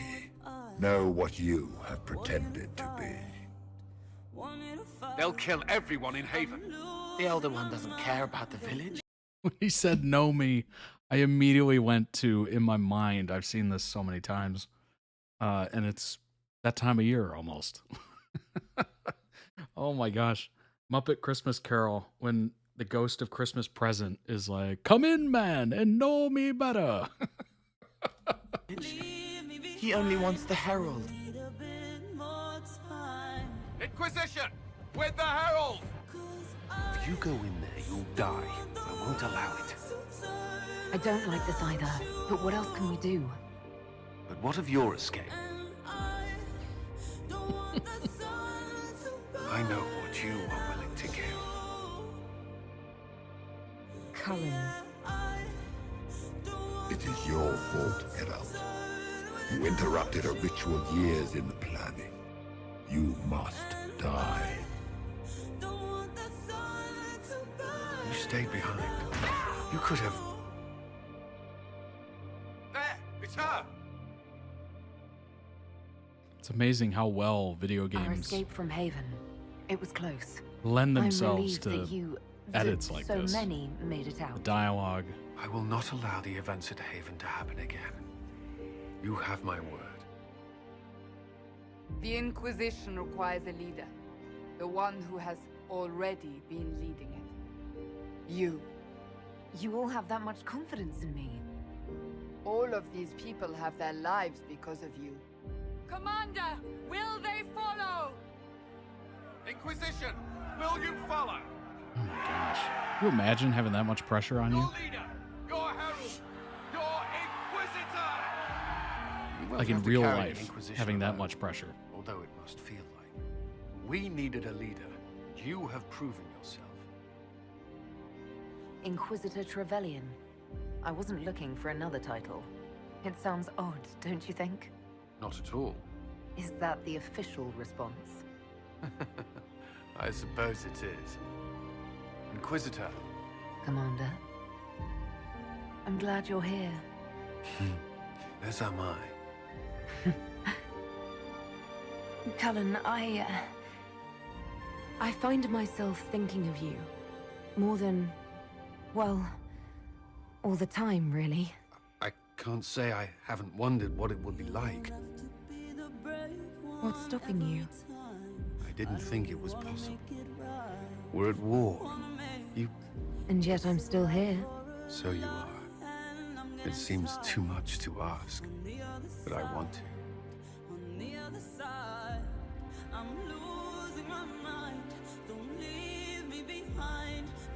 This war won't last forever. When this is over... I gotta say, I'm not used to video games having romances like that. That's new. That's new for me. I mean, the closest thing I've probably ever seen was... I mean... I don't know. When John Marston was dating... whatever his wife's name was. I can't remember at this point, but... Red Dead Redemption. Like, that's about it. I don't want to move on. Not from you. I have never felt anything like this. Iron Bowl would be a shock. Neither have I. I wasn't expecting to find that here. Or you. You are... Whoa. Everything. Cullen.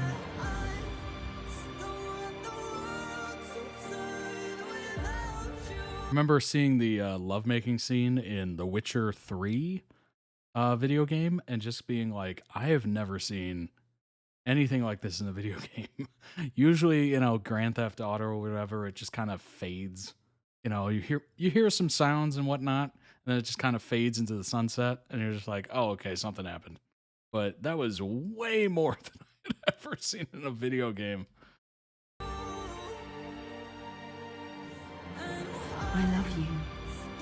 I love you too.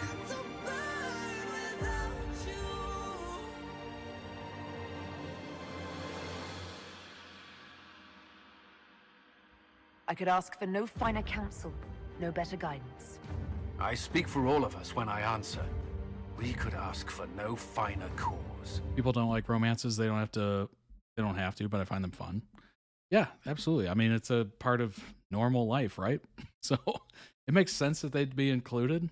It's just not something that I've often seen in a game. I mean, to put a fine point on it, growing up, the closest thing to it in a video game that I saw was Grand Theft Auto, and it hardly matters. The ladies of the night, if you will. I would sleep better if I knew I would be at your side. Not exactly a love story. My master thought you might come here, Inquisitor. He sent me this to welcome you.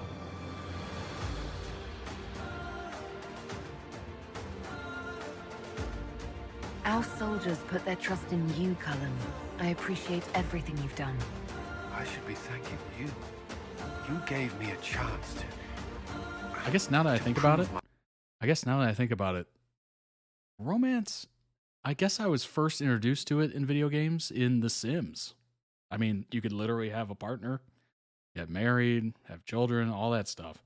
Like, I guess that is kind of the first introduction to romance in a video game that, although not much of it. I mean, you can go on dates now in more recent Sims, but I don't think you could in the original. I tried to think back to that. That was a long time ago. I know it's foolish, but I was worried for you tonight. I can get myself out of trouble, I promise. But you shouldn't worry. You're not making it easy. You walk into danger every day. We don't know what you'll face before you. This can't. I'll keep it safe. I don't want your luck to run out. Nor do I. Not when I finally have some. Hey. Sims 2 could with an expansion pack, though. Nice. I can't remember my first... I think I played Sims 1. Maybe I had an expansion pack for 2? I can't remember. They sold them at those book fairs, Scholastic book fairs at elementary school for me. Never could afford it, of course, as a child. I had no money coming in, no income at 12, but or 10.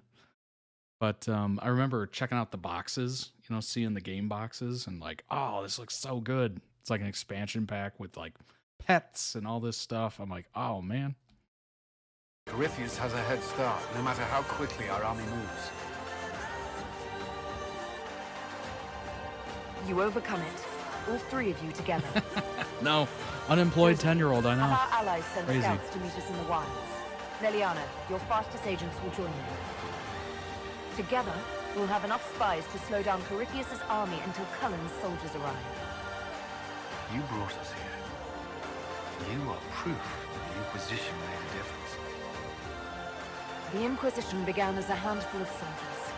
Thanks to you, we're now a force that will topple a self-proclaimed god.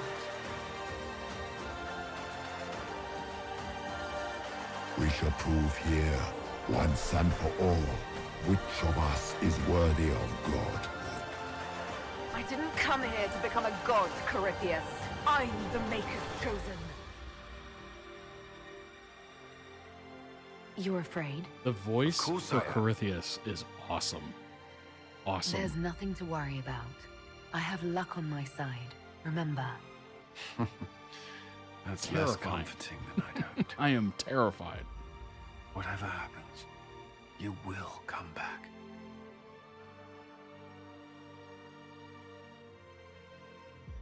Is that an order, Commander?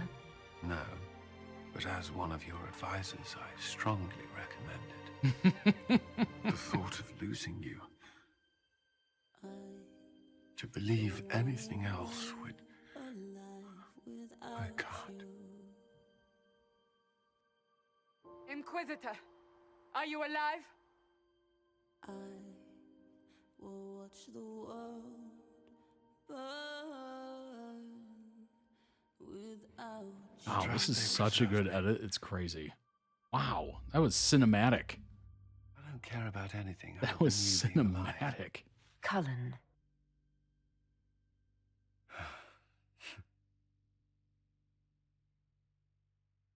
Wow. Unbelievable. Link down below in the YouTube description for the original video. Go throw it some much deserved love, as I will be doing right there. That was excellent. Excellent. Very cinematic. It lends itself so beautifully to these edits because it has these, you know, dialogues of flowery language and, you know, just overall, it's got that, what am I looking for there? it's got a, I don't know a better way to say it, but it's got this like epicness to it. Like everything is dire. Everything is passionate. Everything is like the most important thing you've ever said or heard. Like it's got that, oh God, middle age, like sheen to everything. It's very invested. Yeah. Everything's super invested. Well, I guess it's a dire time, I suppose, you know, based on what's happening. It's one of my favorites for video making. So I had a lot to choose. Yeah, it's beautiful. Very beautiful.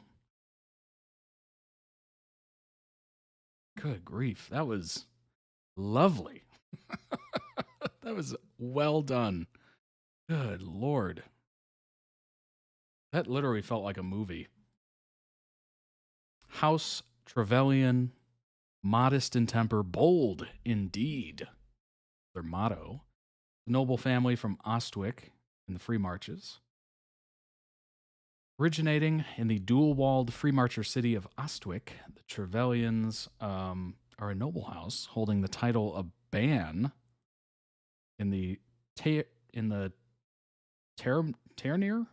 of Ostwick. I think that's how you say that. Trevelyans are noted for their piety and connections within the Chantry and the Templar Order. Younger members of the family are often expected to follow a career in service of the Chantry, either as a member of the Chantry itself or as a Templar, regardless of their personal feelings or motivations. Many members of the family presently serve as members of the Chantry, and the Trevelyans are reliable on a first-name basis with most of the Chantry in Ostwick. Ban is kind of like Baron. Don't know what the other word was. Right. Well, there's a lot, is what I'm getting from all of this, is the fact that there's a lot of lore. There's a lot of information. I mean, this is the most involved game I think I've ever seen. I mean, certainly Assassin's Creed has a decent amount of information revolving around it, but this is like a whole other level of lore and whatnot. Probably closer to that of like World of Warcraft. Games kind of like that nature. Trevelyans have relatives among the nobility of Navarra and the Tevinter Imperium, including House Pavis. Not exactly sure. There's lore if you want it. Again, there's those who skip, ignore all or most of it. Yeah. I mean, if you really want to get into it, you can get into it. But then again, if you're looking for just a simple story and working your way through it, beating it, you got that route as well. I guess I'm more of a, let me get in there and just kind of figure it out. I guess because of my lack of time, I usually try to avoid a lot of side quests, although in some games you have to do it, like RPGs, because you have to level up, and if you don't level up, you're just going to have a terrible time. But in some games actually lock the main story unless you level up, which is certainly a route. Honestly, I try to avoid those games just for the time factor, but I do find them enjoyable just because, you know, there's tons of different things, and usually the side quests are not really repetitive at all. They can sort of get that way with like Assassin's Creed.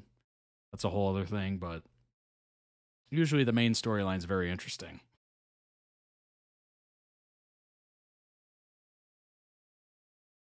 Second one is Pavis. See here.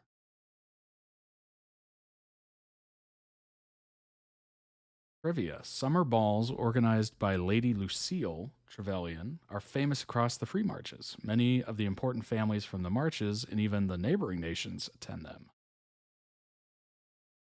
Well, hopefully you can actually be in one of those. That'd be kind of cool. You like how it goes and whatnot. Cullen Rutherford, as we saw in the edit, quote, "No one ever listens, not until it's far too late." Boy, is that not. Yeah, that's it's unfortunate. He's a Templar. In Dragon Age Inquisition, Cullen acts as the Inquisitor's military advisor and is a romance option for either human or elven female Inquisitors.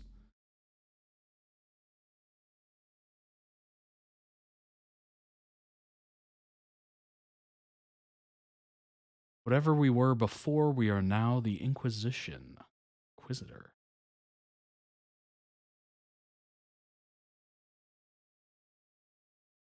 Cullen is a potential romance option for a female Inquisitor in Dragon Age Inquisition, although only for humans or elves. He's got a bit of a preference. He's also one of the few romance options whose romance can be initiated before the completion of his personal quest. His romance can be initiated shortly after your Inquisitor arrives in Skyhold, but he can be flirted with while in Haven, provided one is playing as a female human or elf. A short conversation with Cullen in the courtyard can be had as he is attempting to marshal his troops, during which he pledges to the Inquisitor that he will never know another crippling defeat, such as Haven, to occur again. Later, the female Inquisitor can initiate a romance with Cullen by asking if he has time to talk. They take a stroll out into the battlements, during which the Inquisitor confesses her feelings towards him, provided that the Inquisitor fits Cullen's specifications, as we've gone over about 8 times. The feelings are mutual, and they share their first kiss. Cullen says later that he'd been wanting to kiss the Inquisitor for longer than he should admit. Throughout the rest of the game, the Inquisitor will have several cutscenes and unique conversations.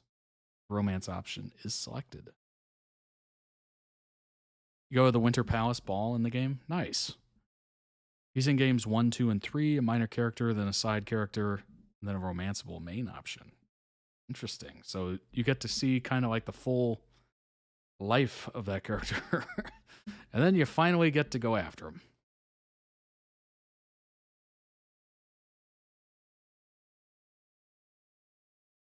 Let's see here.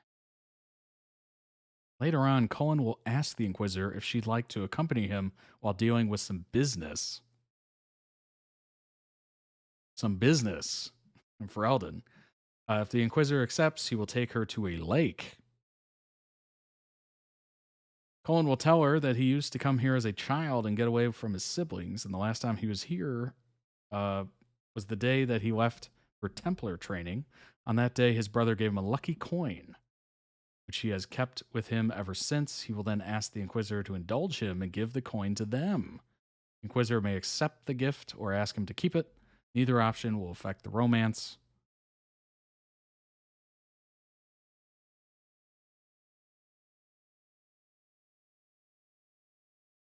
Templar training starts in childhood. Interesting.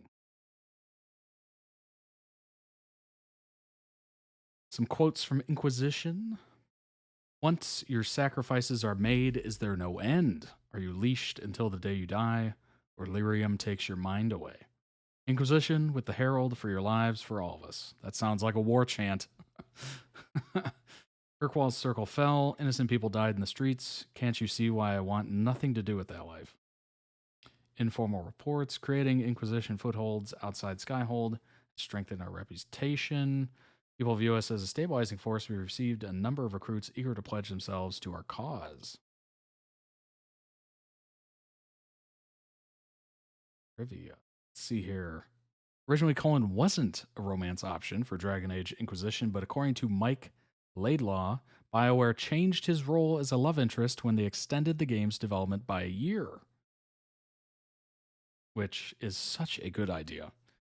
We need more game companies to just postpone. Give it a little bit more time. Let it cook, as they say.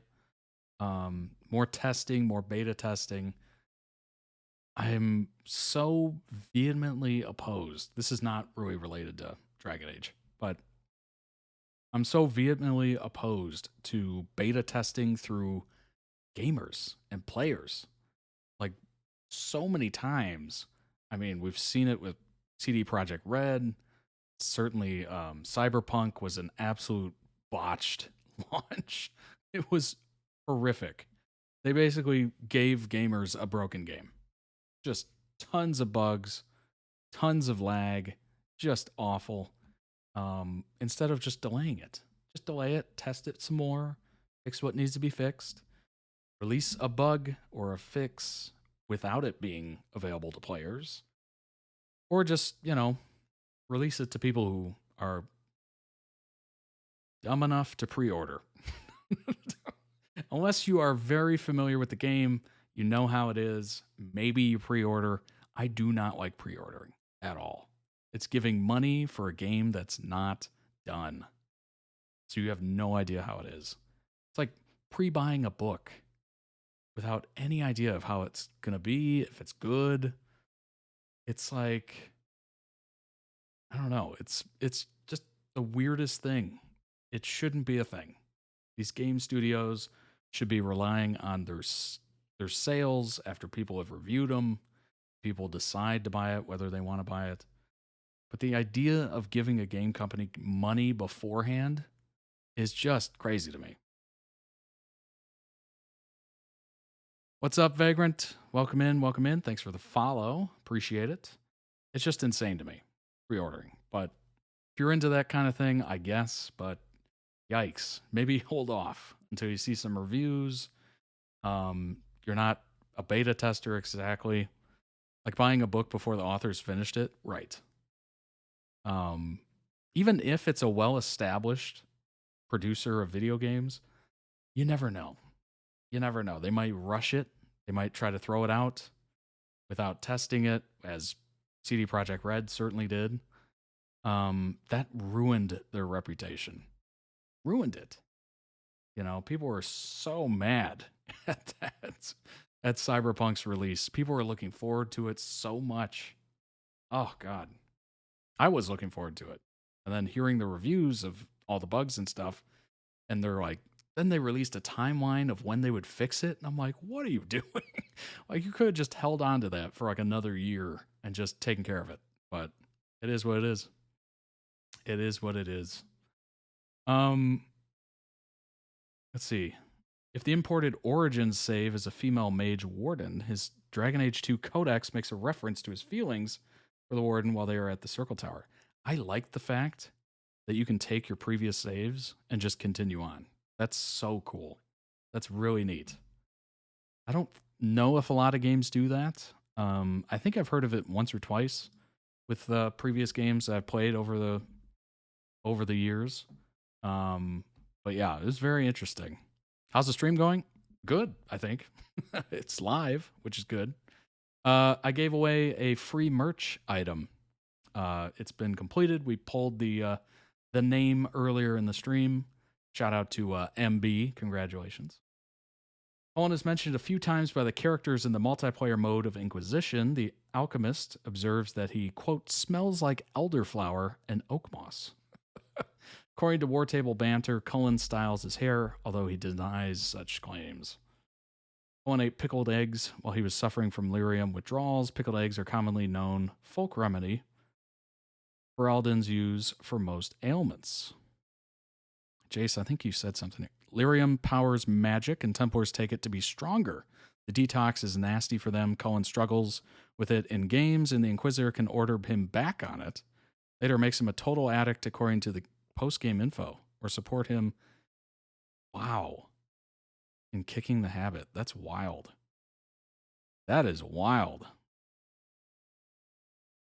Good grief. Unbelievable. Cullen romance. Cullen, quote, this war won't last forever. When it started, I hadn't considered much beyond our survival, but things are different now. Inquisitor, what do you mean? Cullen, I find myself wondering what will happen after. When this is over, I want to move on, not from you, but I don't know what you, that is, if you, Inquisitor, Cullen, do you need to ask? Cullen, I suppose not. That's so funny. That's why he was like, I should be stronger. I should be taking it in the video. Good grief. That's interesting. That is definitely interesting. Cullen romance is the het ship between Cullen and the Inquisitor from the Dragon Age fandom. Military advisor, of course, in a relationship, determinant, married, determinant. Cullen and the 2B Inquisitor meet briefly on the field. Cullen mistakenly thanks Cassandra Pentagast for closing the rift, the breach. Cassandra informs him it was not her, but rather the prisoners doing? Gesturing towards the Inquisitor. Cullen looks at the Inquisitor and tells her he hopes they're right about her, as they had lost a lot of people to get her there. As Cullen leaves the group of soldiers, with the group of soldiers, the Inquisitor silently watches him go. Cullen tells the Inquisitor it was only for a moment on the field. I'm pleased you survived. Interesting. Only some romances end in marriage, Cullennskan. Nice. Kind of interesting how, if you don't know all that, you can just kind of go down this road and then eventually you just don't end up in marriage. The Inquisitor asks him if he has, leading to Cullen telling her that he's taken no such vows. Moments later, he asks if they can speak on something else. Buying time and back inside Haven's gates, Chancellor Roderick informs them of a secret passageway. The Inquisitor stays back in order to distract Corpheus long enough for the people to be evacuated before causing an avalanche and burying his army. Cullen voices concern for the Inquisitor's own escape, though when she does not answer him, Cullen tries to be optimistic about the situation instead, claiming that perhaps she'll find a way to surprise it.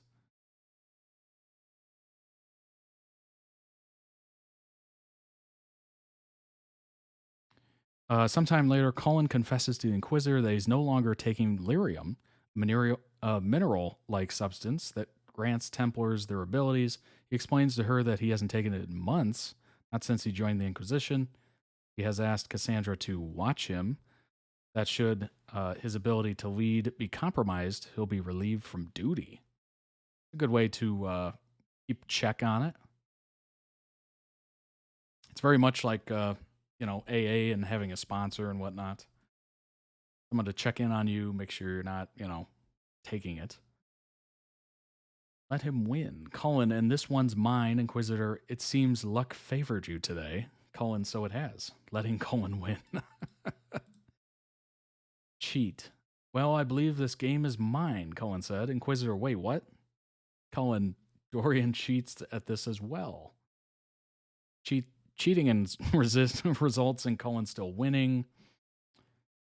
Play fair. I believe this one is yours. Well played. We shall have to try again sometime.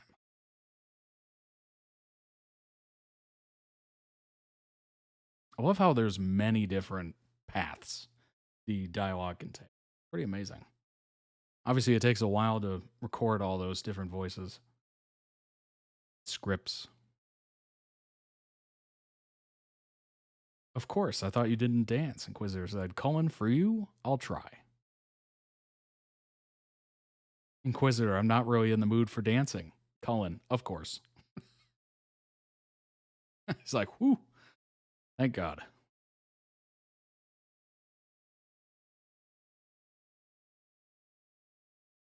Oh, Inquisitor, I love you. You know that, right? Cullen, I love you too, and kiss. And kiss. Me neither. Neither have I, but I like it, and kiss. That was the plan, then I've succeeded, and kiss. So there's no way to get out of that once you're going into it. I'm glad you found me. Something on your mind. Interesting. Very, very interesting. Moments. The Inquisitor smiles at Cullen. Cullen gets flustered, asking if he's celibate. Oh, Cullen cups the Inquisitor's cheek.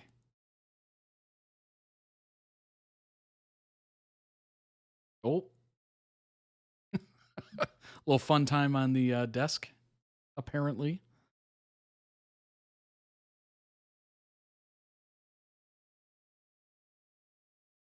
Embrace following the final battle.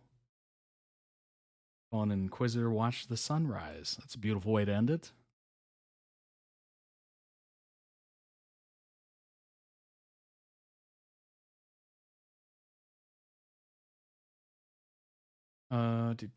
Extremely popular ship within the Dragon Age fandom. Most written ship within the Dragon Age all media types tag.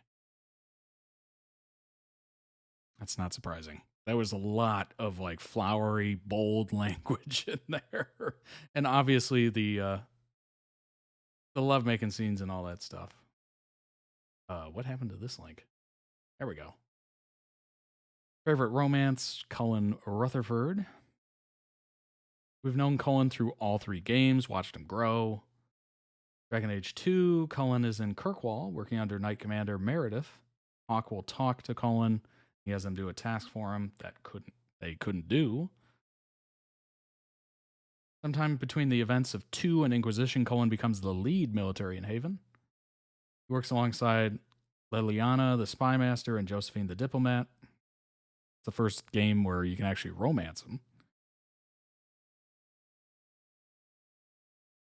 Cullen has been through plenty in both Origins and in 2. When Ostwick was attacked, Cullen was captured and kept in barrier. Digging deep into his mind, the warden learns of the thoughts he's had about her. Cullen thought she wasn't real, telling us that they constantly tortured him. When he goes to Kirkwall, Meredith had to be killed due to her paranoia with the mages. Getting a hold of Red Lyrium, Hawk was forced to kill her. Depending on which side you choose, Cullen either appreciates Hawk or appears frightened of them.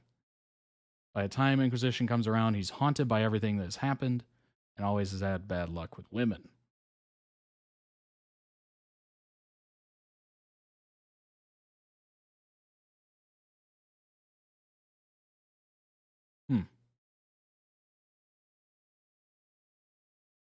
Cullen was planned to be bi, but they didn't have time to do the male romance lines. But if you romance Dorian, he gets jealous if the male Inquisitor is close with Cullen.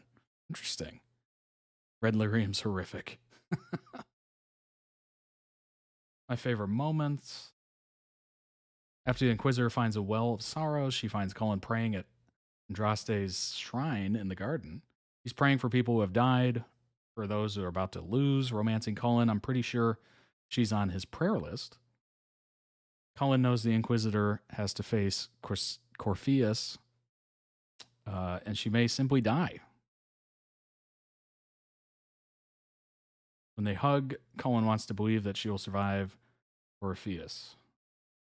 Once Corpheus is defeated, the Inquisitor returns back to Skyhold. It's here Cullen is clearly relieved as he goes to hug her, a smile on his face, as she had a smile as well. Cullen's still an awkward guy, but at least he finally managed to summon up his courage to go after the girl he wants. In the end, it paid off.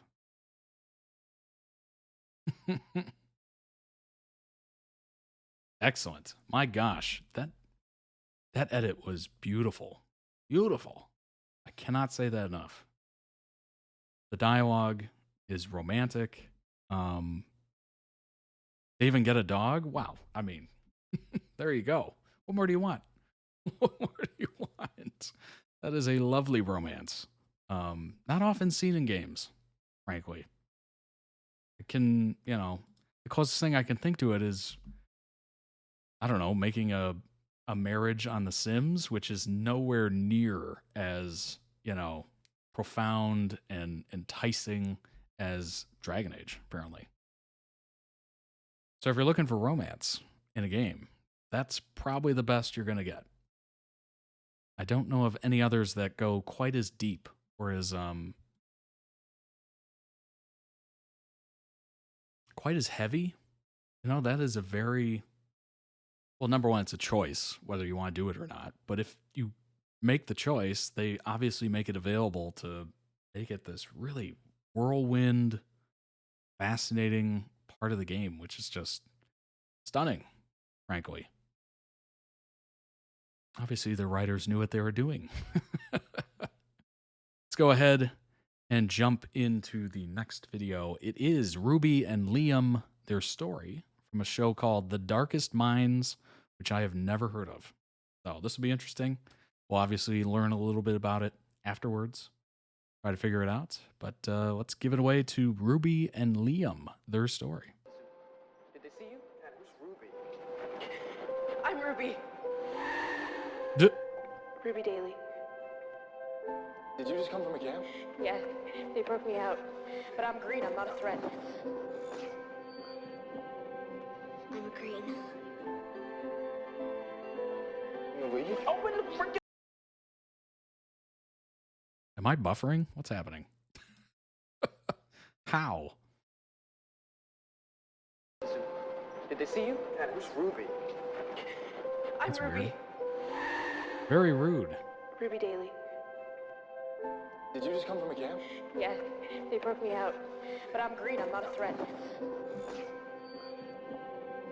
I'm a green. Leave? Open the freaking door, Liam! I'm Liam Natsu, this is Chubbs. Oh? Please, you have to let me out before someone gets hurt. Liam, let her out, man! Shut up, I got this. Can you drive? No, don't touch me. Come on. Okay. Nice driving. Why the hell would the league go through all this trouble for you? What makes you so special? Chubbs, leave her alone. If we're gonna be stuck with her, we need to You're go. not gonna be stuck with me. I'm going home. Wait, where's home? Salem, Virginia. Oh. You should come with us. It's this huge compound where kids can live together on the outside. There's food, a place to stay. There's a Twinkie. Getting home. This is my bargaining chip, a Twinkie. You can have all the Twinkies you want. Friend, okay? You made the right choice, trust me. Why should I trust you? Whether you trust me or not, I don't care. Sooner or later, you're gonna learn that the only ones who can help us are us. Hey, Ruby. You alright? What do you want? Nothing, I just want to give you these. A peace offering. It's spring, so... Yeah, but you know, you're all... You need them. This way you won't die. Oh, God. Ruby, just take the damn socks and put them out of his misery. Shut up. You got away with the ladies, Lee. You gotta teach me a move someday, pal.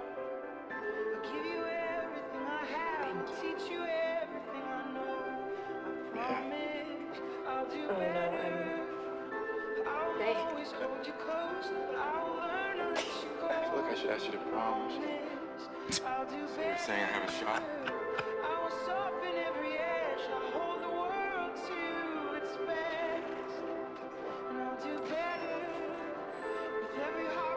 Oh, ow. I forgot they had superpowers for a second. Like, oh, that's going to be a bad one.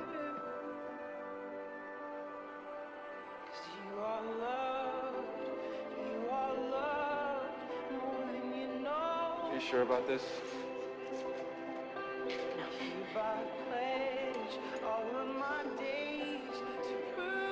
Don't take any candy from strangers.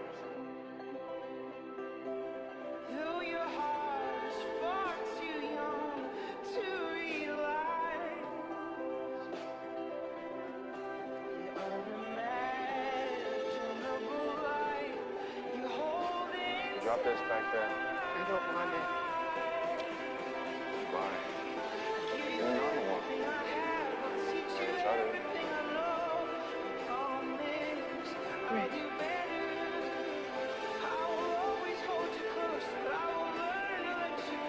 It's okay. One of these days you're gonna tell me all about you every day. I can't wait to do that.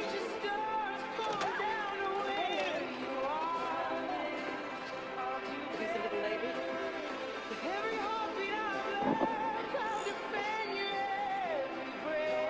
Drop it.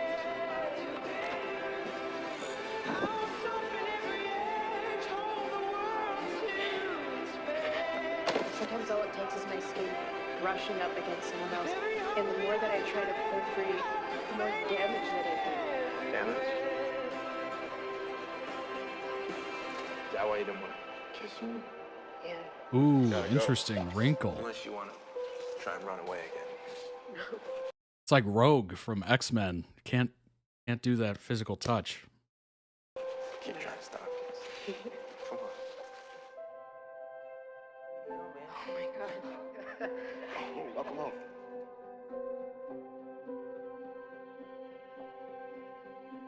I'm Liam Stewart, the hero who broke 100 kids out of Caledonia.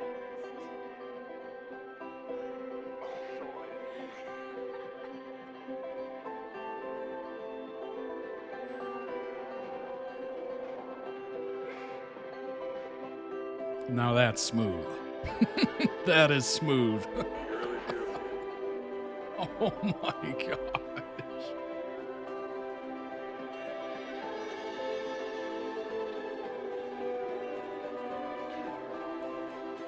It's just so sweet. It's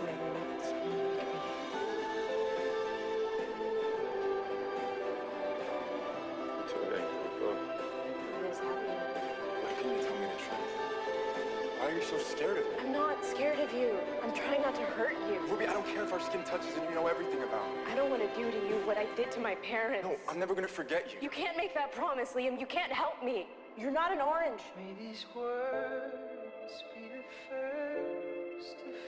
You're not an orange.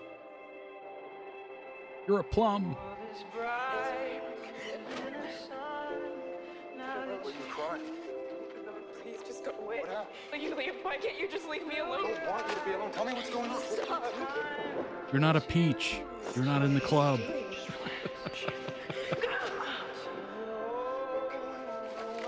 Liam, wait. It's just me.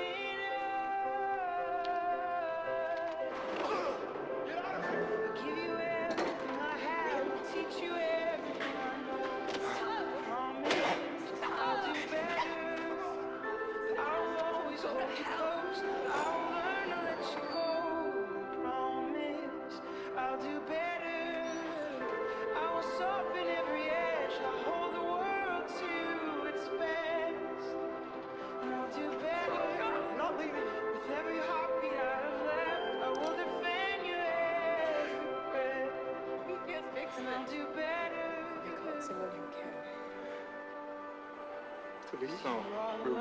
Enemy of my enemy. You don't know what they're like. You have to get out of here.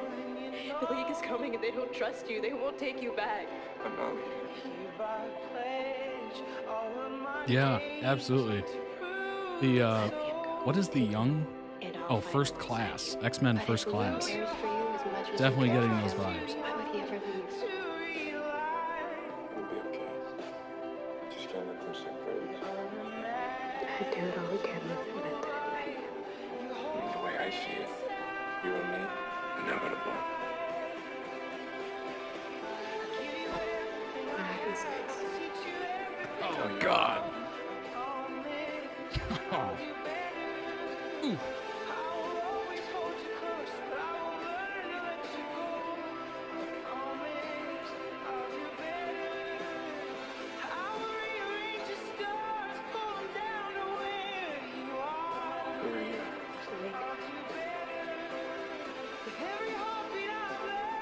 Liam.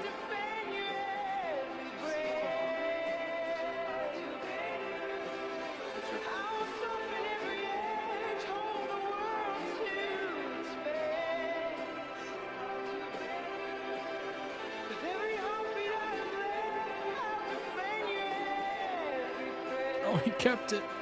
He kept it. Damn. That was really sweet. Am I okay? I don't know. I'm in the feels. I'm in the feels. I can feel it.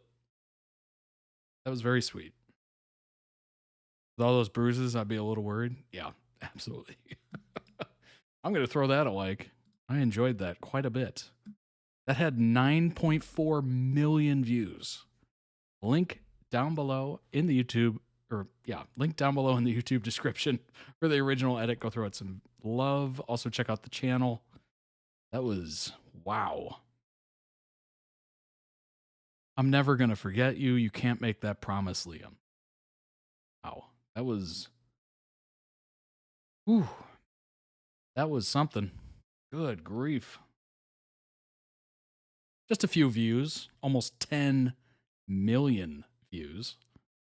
Good Lord. And I've never heard of this. How does it have 10 million? That's the craziness of life. Content, movies, shows, YouTube. Something can be seen so many times and be so popular. And I'm just like, huh? What is it? I've never heard of this. Oh my gosh. Let's go ahead and bring up some information on the film. It's a film. The Darkest Minds. I thought it was a show. It is a film. Dystopian science fiction film in 2018. Produced by Sean Levy. Film stars Amanda Stenberg, Mandy Moore, Based on the 2012 young adult novel of the same name, it follows a group of children who are on the run from the government after obtaining superpowers due to a mysterious infection. It was released to the US in 2018, received negative reviews from critics, and was a box office bomb. Whoa! Box office bomb. From the producers of Stranger Things and Arrival. That makes a lot of sense. It's kind of weird that it was a box office bomb, but then again, I don't remember hearing about this. So clearly, maybe it just didn't have the marketing there or whatnot, but maybe that's why I haven't heard of it. Yeah, exactly. Like, I've never heard of this. Dystopian future, a plague called idiopathic adolescent acute neurodegeneration. It's quite the name. Kills nearly 90% of the children in the U.S. Good grief. Those who survive develop superpowers. So, dang, 10% of the kids have superpowers. Those they are classified by color: green, increased intelligence; blue, telekinesis; yellow, can manipulate electricity; red, can control fire; and orange, telepathy and mind control. That's why he was throwing things and she was, all rogue. Like, children who are red and orange are considered so dangerous they're euthanized. Whoa. I get that. Fire, mind control. You can make somebody do whatever you want. The rest are confined to camps. Ruby Daly is an orange, but she touches the doctor who's classifying her and puts the thought in his head that she is a green, and she is placed in a camp. 6 years later, a resistance group called... Why wouldn't all the other oranges just do that? You tell me she's the only person that thought to do that? Good grief, oranges. Come on now. 6 years later, a resistance group called the Children's League helps her escape from the camps. Kate, a worker at the camp, gives Ruby a panic button that can be activated as a tracker if she's in danger. While touching Rob, another League member, Ruby becomes suspicious of their intentions. She escapes the League with a mute girl named Suzumi, or Zoo, a yellow. Zoo takes Ruby to Liam, a blue, and his friend Charles Chubbs, a green. And their powers combined. It's like the Power Rangers. The three agree to let Ruby join them as they try to make their way to East River, a purported safe haven, led by an orange named Slipkid. An abandoned mall, they cross paths with another group of survivors. The others know where East River is, but the only clue they reveal due to the subtle influence of Ruby's power are the letters EDO. Chubbs eventually deduces that this is a radio frequency, reveals a transmission that East River is in Lake Prince, Virginia.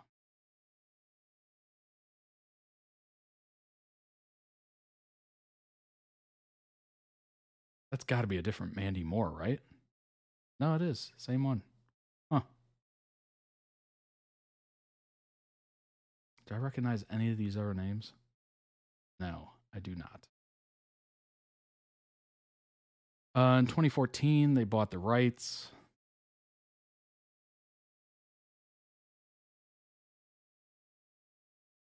Jennifer Nelson hired to direct the film, be her first live-action project. Best known for directing films Kung Fu Panda 2 and 3. Interesting. It's such an odd jump from Kung Fu Panda to dystopian science fiction.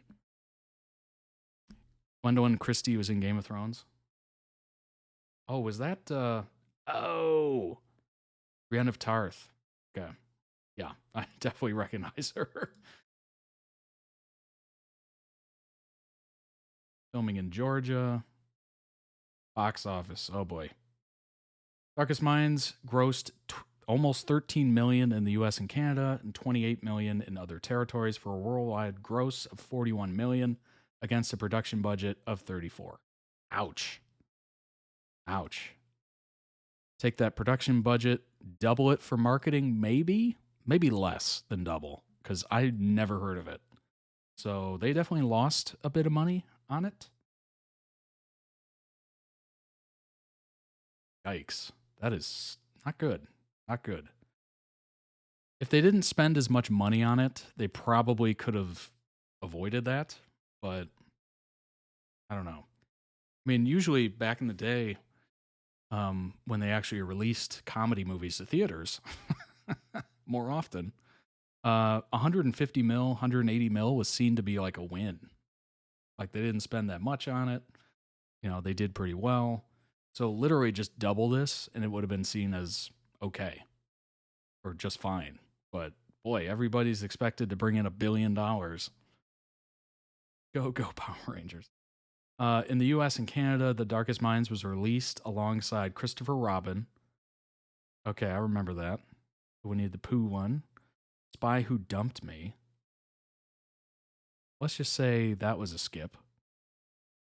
And Death of a Nation. I don't even remember that. And was originally projected to gross around 10 million in its opening weekend. However, after grossing 2 million on its first day, including 550,000 from Thursday night previews, weekend estimates were lowered to 6, went on to debut at 5.8, finished 8th at the box office, marking the 12th worst opening for a film playing in over 3,000 theaters. Good grief. That's not a good list to be on. It dropped 64% in its second weekend. Like, these are not difficult movies to beat. Christopher Robin, maybe. I mean, it'd be a good kid film, so maybe it would be difficult. It's a Disney film. But the other ones, not exactly a tough competition. Maybe this would have been better off as a Netflix film or something. But in its third weekend, the film grossed $255,000. Oh, no. Oh, no. Marking the largest third weekend theater drop in history. History. Oh, my gosh. I guess superpowers required more CGI and there all that battle explosion stuff. Yeah, true. True. Took my grandma to see Christopher Robin and she loved it. Yeah, I mean, Disney really handles that stuff pretty well, usually. So I'm not surprised it would lose out to that, but I mean, it should have been at least second, you know? Boy, third weekend pulling in $250,000. That's so bad. Those theaters would have been so empty. I wonder just, you know, let's say an average ticket is $10 US.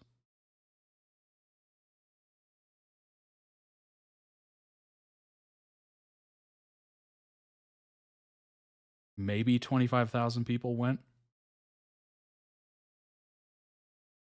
We're talking possibly 9 people in a theater. Wow. Look at the Rotten Tomatoes. Film received negative reviews on Rotten Tomatoes. The film holds an approval rating of 15%. Oh my gosh. The website's critical consensus reads, The Darkest Minds does little to differentiate itself in a crowded field of YA adaptations, leaving all but the least demanding viewers feeling dystopian deja vu. So it's been done before. Does that mean it's a bad movie? It didn't look bad from the edit. On Metacritic, the film has a weighted average score of 39 out of 100, based on reviews of 28 critics. Generally unfavorable.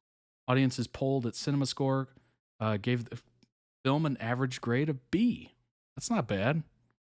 The fans liked it.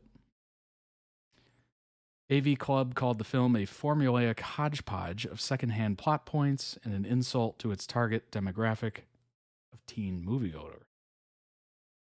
Not quite thrilling enough, so it plays a bit more like a manifesto than a sci-fi thriller. Somebody from RogerDebert.com wrote that while the film has a promising start, it ultimately doesn't quite deliver. All right, I'm pulling it up on Rotten Tomatoes. I got to see this.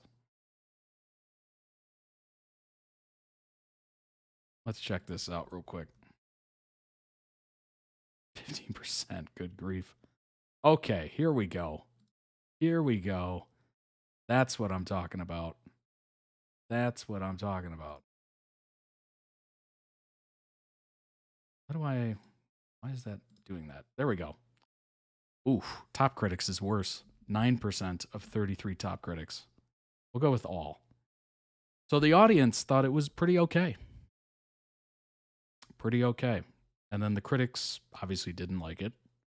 Thought it was an insult to the audience. Well, clearly the audience was like, honestly, it's not that bad. Over 2,500 ratings. Almost 4 out of 5 rating. Huge difference. Huge. Absolutely love it. It's sweet and makes me connect deeply with the story and characters. Can't recommend it enough. Not bad, not great. Felt like X-Men ripoff type stuff. Oh, yeah. Extremely predictable. Main character is a pick-me. It moves too quickly. Don't recommend. Kind of boring. Very predictable. Hated the ending, but it's not bad. So kind of middle of the road. Critics have been overly savage on The Darkest Minds. It's not as bad as the 15% score suggests. While it's not as good as the audience score, it's an okay watch. Likeable characters, nothing particularly original. Overall sound acting and reasonably entertaining. Action sequences, you could do a lot worse. That's a great review. That's a great review. I would take that one to the bank. Could have been better. Definitely isn't as bad as the critics say. Overall, you could do a lot worse. Thanks for the follow, Oatmeal. Appreciate it. Paul Blart and Mall Cop. No, that's a first. That is a first. Oh my God, what's my favorite line from that movie? It's oh gosh, he's eating the peanut butter and he goes, "I love peanut butter because it fills the cracks in my heart." That is such a good line. Predictable yet enjoyable. I mean, I would say it's a pretty decent watch. Going by the audience. Can't always trust the critics, as we know. But yeah, that is boy, that's crazy. Ruby's an orange woman, which is hilarious to say out of context. One of the few survivors of President Gray's extermination plan for oranges. Ruby's also one of 2 creators of Haven.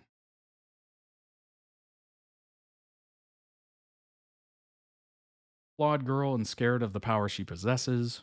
Her powers are by far the strongest, as she can erase other people's memories, something no other orange can do. Oh, she can erase memories. That's crazy. She made many mistakes in the books that she deeply regrets and desperately wants to free the camps and skip tracers and all that nonsense. But other than that, Ruby has a good heart with good intentions, only wants what's best for everyone. When she erases Liam's memories of her in The Darkest Minds, and when she turns herself into the PSFs at the end of Into the Afterlife to protect Nico. Whoa.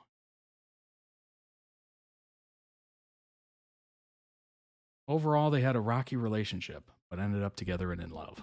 Well, that's sweet. That's very sweet. Liam, quote, "Wake up team, time to carpe the hell out of this diem." That's a great quote.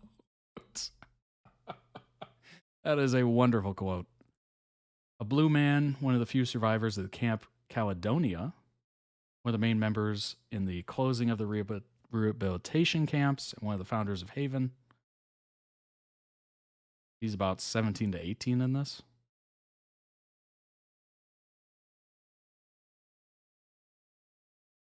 Extremely honest and selfless, helping others even if it means risking his own safety. Even when he's upset with someone, he always helps, as shown in his alliance with Ruby.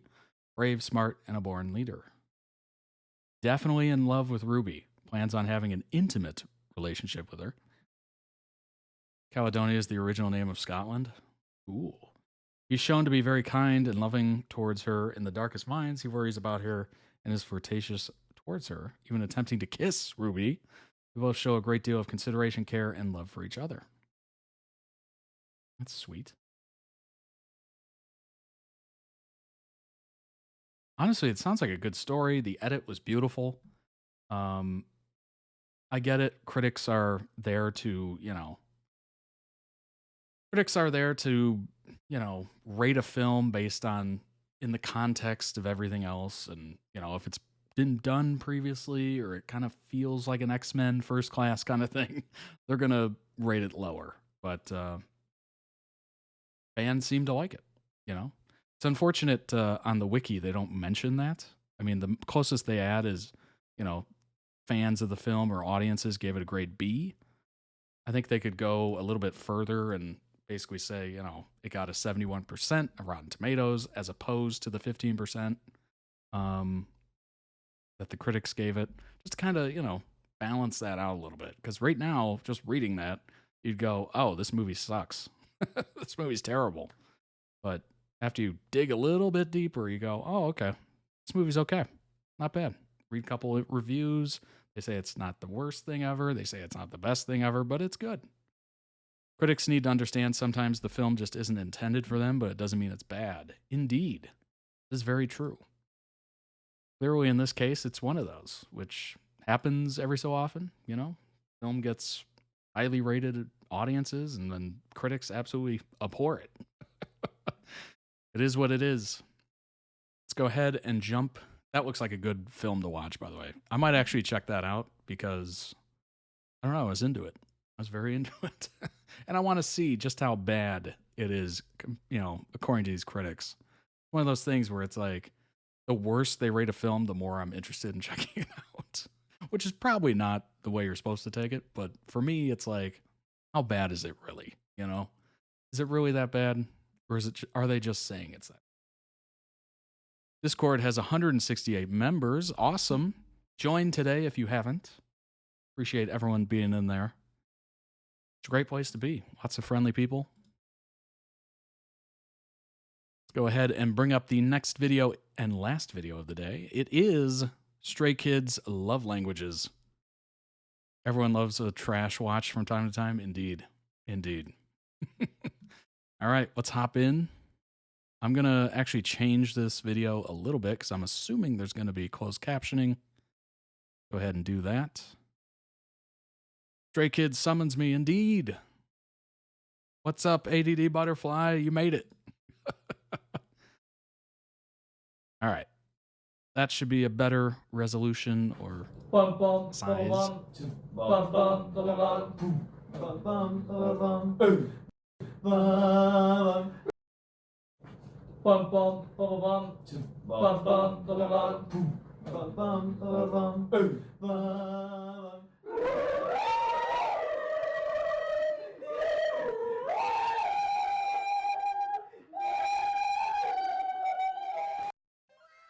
Oh my God, what was that?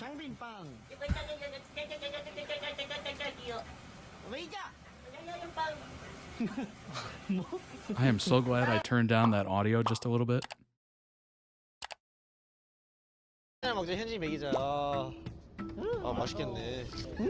Yeah, they're already loud.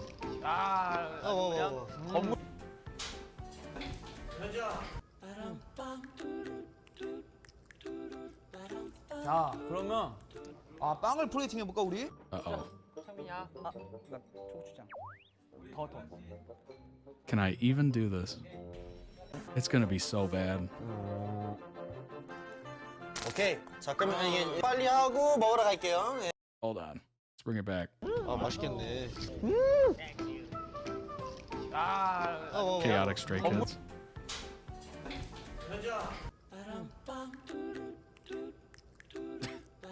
These closed captions are going to be atrocious. 빵을 플레이팅 해볼까 우리? 자, 상민이야, 나 초고추장. 더. He knows the cook of the group. It's good to know. 오케이. 자, 그러면 이게 빨리 하고 먹으러 갈게요. 예. You don't really need the subs? Okay. 뜨거워.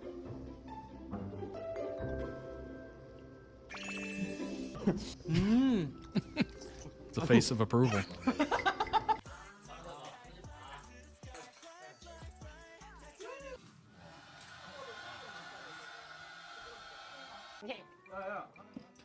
He's cooked beef Wellington before. Did he get Gordon Ramsay's opinion on it?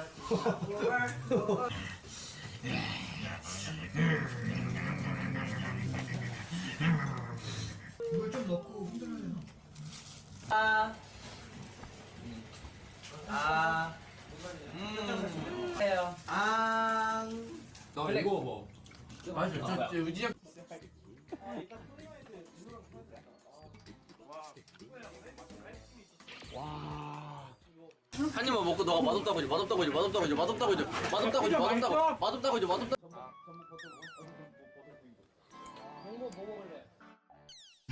Right. I'm watching this like dinner sounds pretty good right now.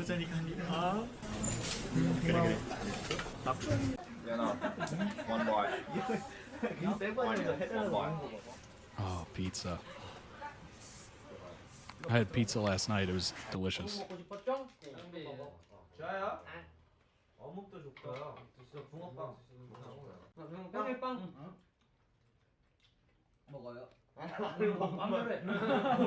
Oh my gosh. I'm definitely the one that packs the night before for sure. 그것도 그거 없더라고요. 저 몰랐는데 그 김밥 튀김이라고. 맞아.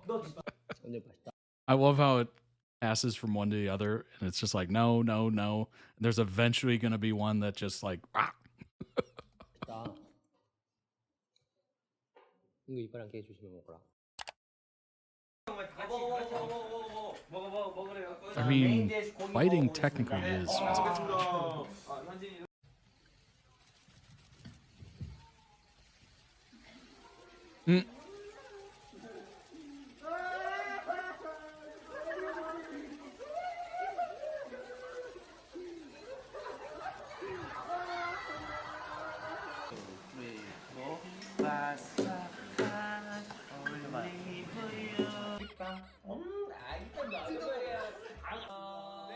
I mean, ideally these streams would be like earlier in the day, but I got a day job that I'm trying to keep.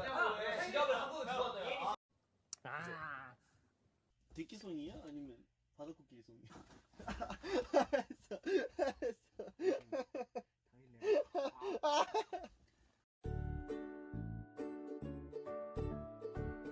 Honestly, I'd probably enjoy doing this maybe 4 hours earlier than I currently do.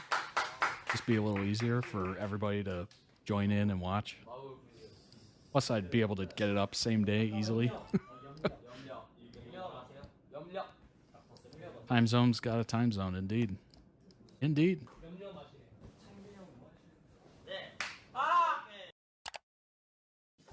Oh gosh. Slapping cakes.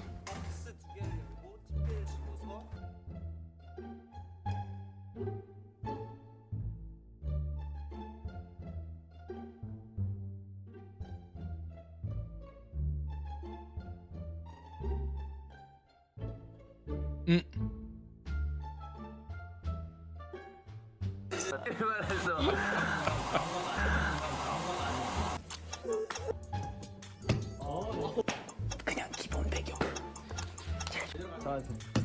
네, 알겠습니다. 아! 야, 애를 때리냐? 뭘 때렸어? 아니, 아이!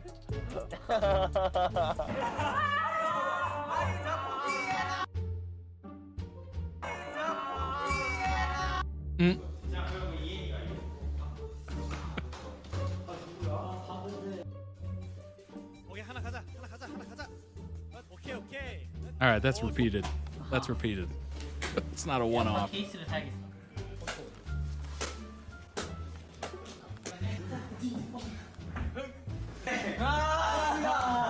누구냐?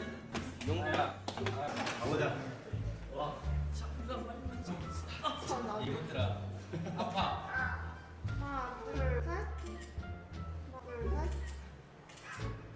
좋아, 좋아.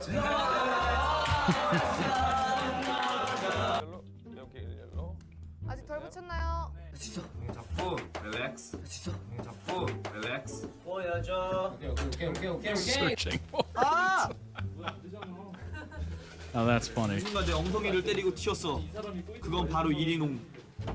범인은 이리농. 땅땅 따라랑. 짧게 느껴질수록 그만큼 재밌었고 그만큼 정말 많은 일들이 있었다는 뜻으로 알차게 저희가 보내요. 맞아요. 토가 고마워.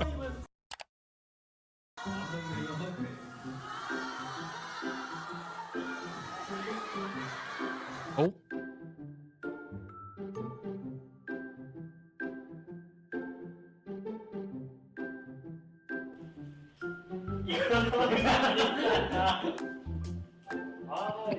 Chokehold.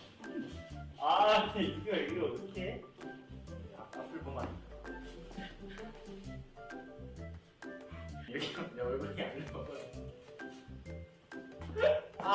알겠어. 근데 이렇게 하는 포도하는 사람 처음 봤어.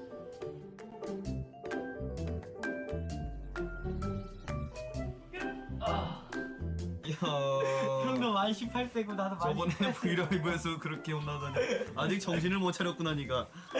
내가 정신 차린 게 내 구조를 바꿔야겠다. 일로 와. 내 구조를 어떻게 바꿔?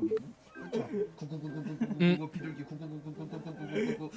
무엇보다 이거 아이엔이 나 아까 책상 먼지 만지고 손 안 닦았는데 아이엔이 뭐야? 더러운 손으로. 잘 되는 거 아니야? 그죠?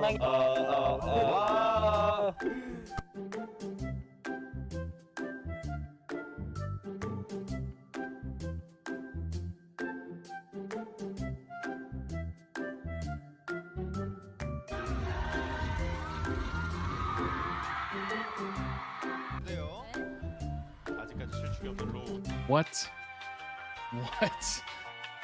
What in the human centipede was that?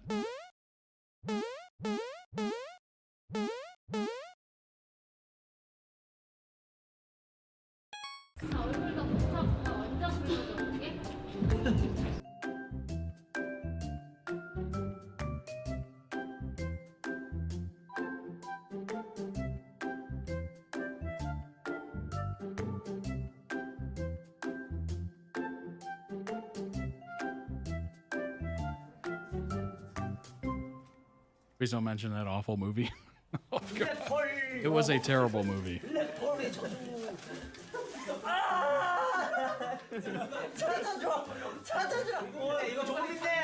My favorite reference of that movie was South Park.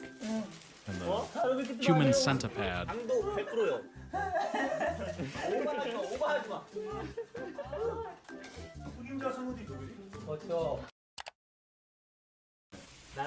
난넌 좋아. 나 좋아? 난 너무 이런 리더가 없는 것 같아. 참된 리더죠. 찬영 없이 우리가 어떻게? 그러니까 점점 뭔가 형을 알아가면 알아갈수록 진짜 대단하다는 게 느껴지긴 해. 진짜로 책임감은 진짜. 설렁탕 같은 사람이지. 나 진국이야. 연습생부터 대단하다고 생각을 했어. 처음에는 그냥 되게 무섭고 약간 그런 형이었는데 뭔가 진짜 알아가면 알아갈수록 진짜 팀원들밖에 몰라. 맞아, 희생정신.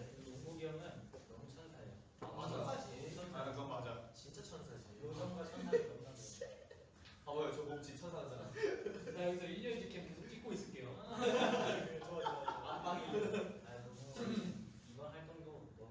Lee Noah is known as the butt grab master. Dead.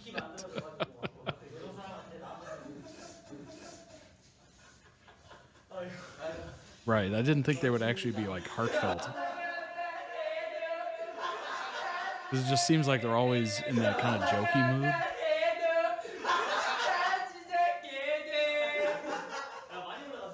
약간 남친짤로 찍어줄게. 남친처럼 있어봐. 어? 나 리노 형 남친. 하나, 둘, 셋. 얘나 근데 궁금한 게 있는데 타이머가 설정이 돼 있잖아. 왜 하나 둘씩 하는 거야? 귀여워. 그런데. 네, 너무 귀엽죠. 항상 먼저나 그러니까 니들이 너무 잘해주니까 그러니까 우리 그러니까 한 명이서 진짜 한 명이서 이제 일곱 명을 좀 통솔한다는 게 되게 쉽지 않은 일인데 혼자 이렇게 많은 걸 짊어지면서 되게 케어해 준다는 느낌이 더 많이 든 것 같아서 내심 되게 많이 고마웠던 것 같아요. 네, 자, 이 얼굴 보시죠? 아주 잘생긴 얼굴. 근데 옛날에 아주 귀엽죠? 네, 너무 귀여워. 진짜 닮았다. 와, 너무 귀엽다. 진짜 너무 귀여워서 내가 이거 배경으로 했어. 진짜 너무 귀여워. 거의 그냥 가득 찬 표정이. 너무 귀여워. 그래서 앞으로 계속 들고 다니면서 자랑. 네, 제 친구가 너무 귀여워서 너무 잘생겼어요. 이거 보시죠? 어때, 맛있어? 안 잘려. 그럼 맛있겠냐? 169 members in the Discord. 너가 만들었는데? Appreciate everybody joining up. It's awesome. If you're not in the Discord, get in the Discord. What are you doing? What are you doing with your life? Come on. 확실히 틀린 부분도 있고 약간 좀 다른 부분도 있었지만 근데 민호 형이 저 이제 나도 모르게 민호 형이 뒤에서 이제 잡아주고 어떤 식으로 그러니까 하면서 이제 어떤 식으로 해야 될지 그런 팁도 알려주고 그런 확실히 그런 것도 이제 알려주니까 아 진짜 댄서가 형이다라고 생각하면서 진짜 Wow, these are really genuine compliments. Mixed in with a little bit of fun. 승민이 형의 홈피쭈. 이야, 좋은 거는 확대. 좋아. 섹시하다. 난 형이 그런 형이 너무 좋다. 나도 너가 너무 좋더라. 그래. 사랑한다. 나도 사랑한다. 진짜 잘생겼어. 찍고 있는 거냐? 영상이야. 아, 그래, 말하면 안 돼. 알 건데 언제?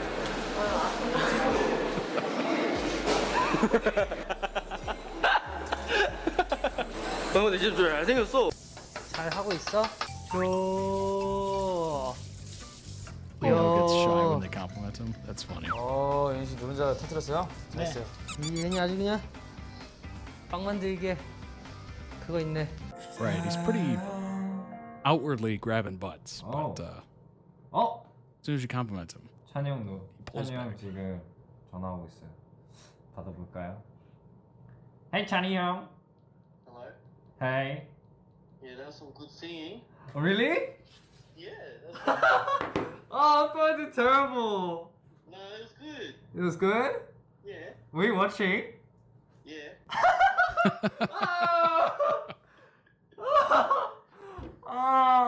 I don't know. Was it okay? It was good. It was good? You did good. Yeah, you did good. Don't underestimate your singing skills, man. That was good.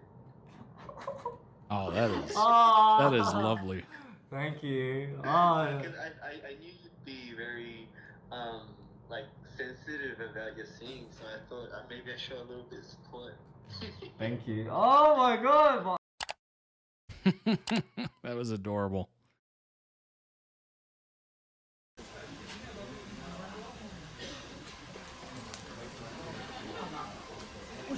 하나 더. 치킨. 이링오.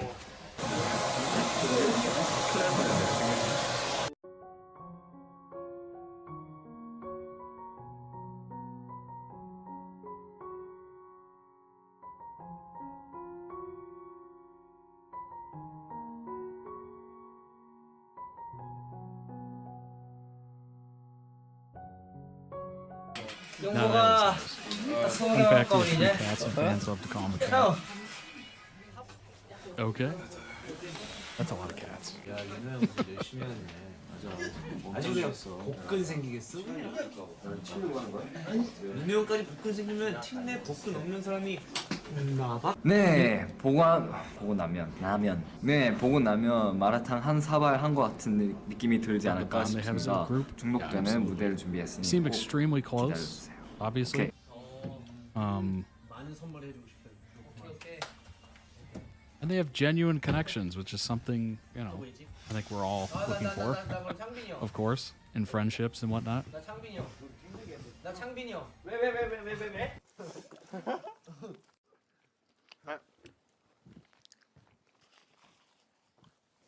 감사. 우리의 표 I cannot imagine having this level of camaraderie and, I don't know, closeness that they all have with people they work with. Like, my idea of that is office culture, which is not even close to this. Office culture is very, I do my thing, you do yours, I'm just here for a paycheck, or I'm just here to, you know, improve in the company or whatever. You know, people are backstabbing other people. It's like very, you know, talking about people behind their backs. Like, it's just brutal. And the fact that they're able to bond, and this is their job, right? This is their job, this is their life, and it seems pleasant. I will be forever jealous of them. Bang Chan did a great job as a leader. Yeah. Instilling this level of camaraderie and brotherhood and all that good stuff, like, that is just incredible. Ugh, I am forever jealous. 혀 안무가 있지. 닦아. 닦아. 닦으라고. 내가 이 상태 잡아줄게. 그 상태로 들어. That and it's an insane amount of good friends to have. Like, I don't think I've ever had this many good friends. 그렇지. 여러분 이거 저 그전에 운동했어요. 그래가지고 잘 안 되는 거예요 지금. 힘 오지. 아 저 잘 나갑니다. 신경 쓰다가. 자, 그럼 계속 영상 한번 볼게요. 네.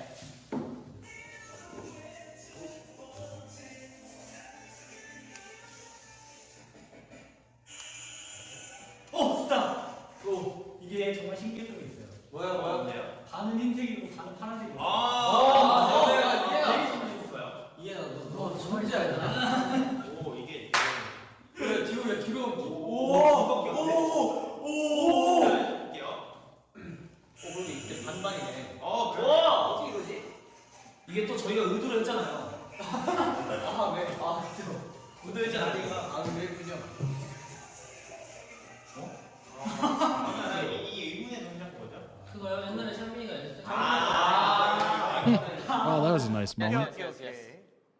자, 풍선이 바로 다음 게임 가나요? 네, 풍선이 준비가 되면 아까 저희가 하나를 박살내 버려 가지고 구독과 좋아요, 알림 설정까지.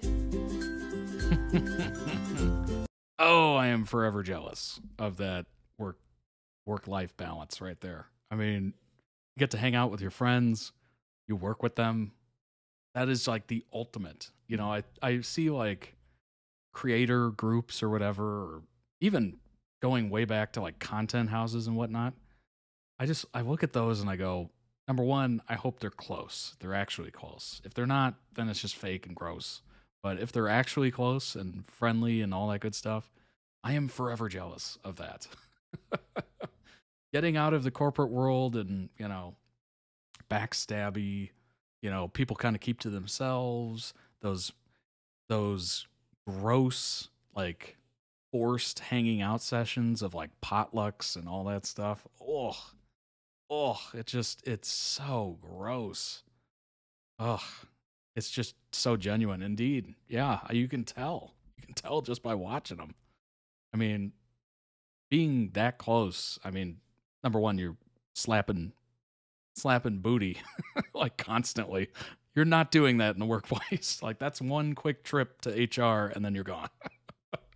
Like, to be able to have that, you know, friendship and, oh gosh. Unbelievable. What's up, Megan? Congratulations, I believe, are in order. Let's go ahead and pull up some information on Stray Kids.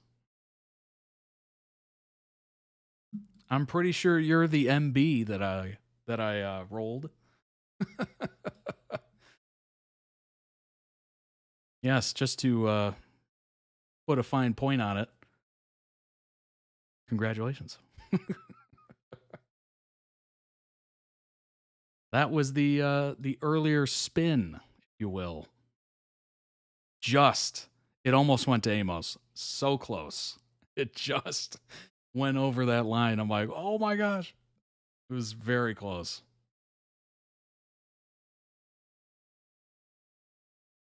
Stray Kids, congratulations. Stray Kids, I'll be in touch via email. Shortened as SKZ, South Korean boy group under the JYP Entertainment. Formed in 2017, reality show of the same name. Officially debuted 2018 with their debut showcase, followed by the release of their first mini album, I Am Not, on March 26th. Three of the members are part of a pre-debut hip-hop crew, Narratria. They are known as the composers and producers of the majority of Stray Kids' discography under the same unit name. Due to their self-produced aspects, Stray Kids grew to be known for their distinct and bold sound. Stray Kids dropped music video for new Japanese single Giant. That happened on November 13th. Sophomore Japanese album of the same name is out now. Album, along with the accompanying music video for its lead single, was released November 13th, literally 5 days ago, from my time zone.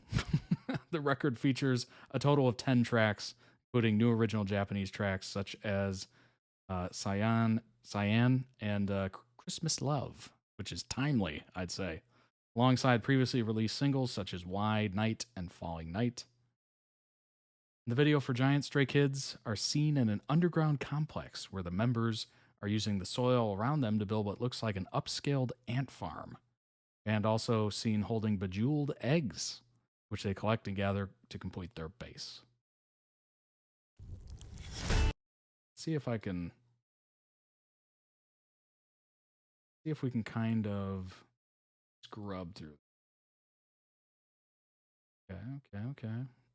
Make that a little bigger. I have no idea if this will be claimed, so I'm just looking at snippets of it. Got kind of a dark theme to it. Very cool. Our powers combined. Oh my gosh. There's the eggs.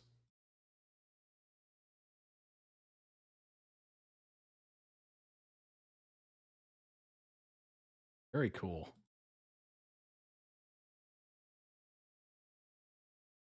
Not bad, not bad. Looks good. Stray Kids released their 9th mini-album 8 in July. The record was led by the single Chick Chick Boom, which dropped alongside a music video starring Ryan Reynolds and Hugh Jackman. We saw earlier in a different stream. Currently on the ongoing 2024-2025 Dominate World Tour, which will feature upcoming stops in the Americas and Europe to be announced at a later date.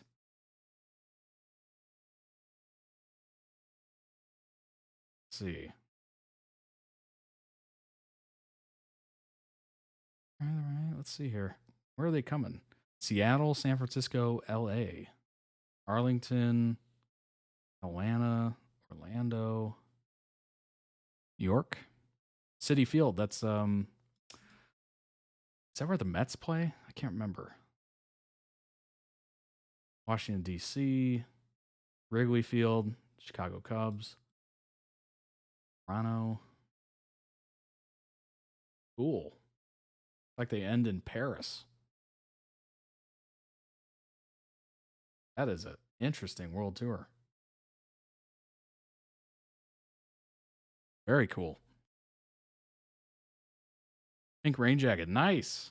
I was going to check after stream because I completely forgot. But you will enjoy it.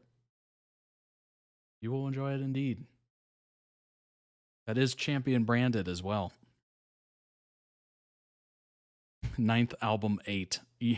GHT. That's funny. That'd be an interesting name. Stray Kids barely miss out on another #1 single. October 21st of this year.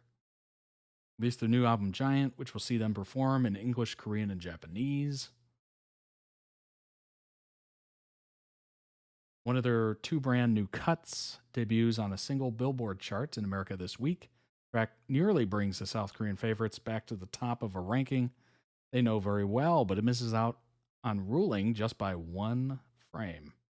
Falling Up launches at #2 on the World Digital Song Sales chart, marks the group's 33rd, good grief, top 10 hit on that tally, which tracks the best-selling world cuts, vague descriptor throughout the U.S. Only one act beats Stray Kids to the summit, at least for the time being. Japanese hip-hop duo Creepy Nuts. What? Creepy Nuts. Start their latest single, Atanoke, ahead of every other cut in the World Digital Song Sales chart. Just do it! Appreciate the follow, King. Welcome. Stray Kids have already accrued 5 #1 hits on the sales-only ranking. Falling Up marks the group's 5th single to stall at #2.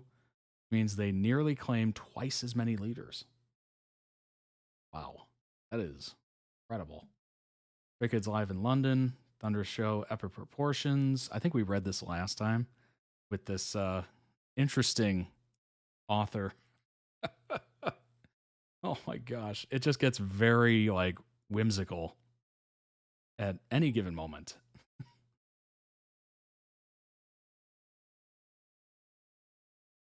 Rather than being swallowed up by the space, they inhabited it, grabbing the attention of the crowd, clambering of every part of the stage they could reach. Oh my gosh. Skip it then? No, I mean, it just it kind of helps because every once in a while, like, I mean, for most of these, I kind of skip around. So sometimes I read something that I didn't read the time before, and it's kind of interesting. So I just kind of scan everything to hopefully something jumps out. Bang Chan, unsure if they're allowed to continue due to curfew times, managed to produce a 6-song encore. Holy crap. Which was only fitting for the party atmosphere in the park. That is a lot of encore songs. Oh my gosh. You could tell they had put their all into the show, perfectly summarized by Felix's voice cracking as he said goodnight to the crowd. Left it all out there on the stage. Dang. Yeah, when your voice is cracking, you're probably giving it your all. Wow. Stray Kids' big move, not to Paris, but into Paris. For a brief, hilarious moment, many fans misread the announcement and thought their favorite K-pop group was moving to the City of Lights. Yes, Paris. But alas, the truth was slightly less glamorous, but equally exciting. Stray Kids will no longer be living all together in one big dorm, but will now be living in pairs. Oh, pairs and not Paris.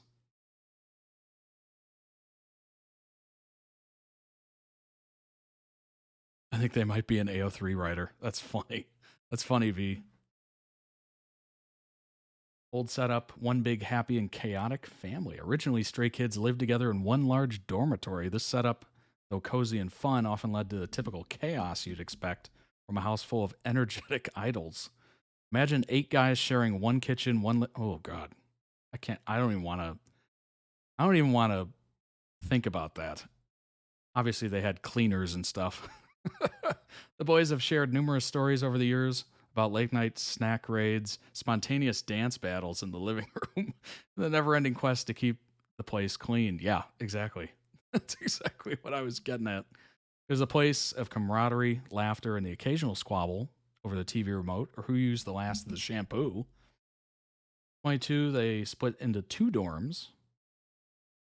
That's good. So they're slowly separating a little bit, letting them, have their own living arrangements. The new arrangements pairing up, now in an effort to give members more personal space and a bit of tranquility. JYP Entertainment announced that the members of Stray Kids will be moving into separate apartments, living in pairs. This new arrangement promises a blend of independence while still ensuring that no one is too far from a buddy to share meals, practice routines, and of course, some good old-fashioned fun. Boy, that is, it's a bit odd. It's great that you get to, obviously have a friend close by or many friends. But, oh my gosh, I would need my own space, big time.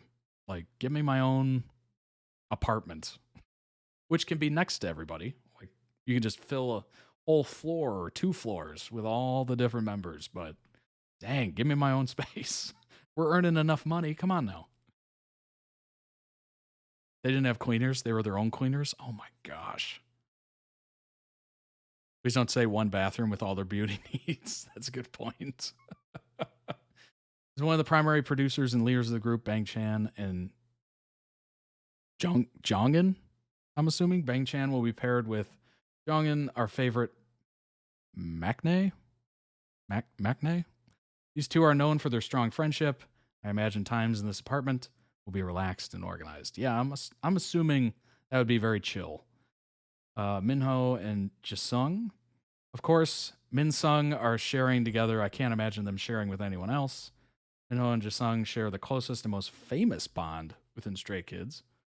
They have been best buddies right from the start and share a close and comfortable connection. Well, that makes sense. Oh, it means youngest. Okay. Felix and Sungmin, vocal powerhouses, will share a living space. Known for their harmonies and musicality, the pair will probably turn their apartment into a mini studio. Fans can look forward to lots of vocal covers and perhaps even some acoustic sessions streamed live from their living room. Blossoming friendship has been really cute to watch. They vibe so well together. Changbin and Yoonjin, I'm going to take a wild stab at predicting the pairing will produce hilarious content and end up being the party apartment. That's funny. The energy together is chaotic and fun, hyped up and boisterous. I imagine a lot of pranks and jokes. Stay's hilarious misreading, Paris, not Pears. Funniest part of the whole announcement was a brief moment of confusion among Stays. The announcement of moving into pairs was misread by many as a move to Paris. That's hilarious. The wives.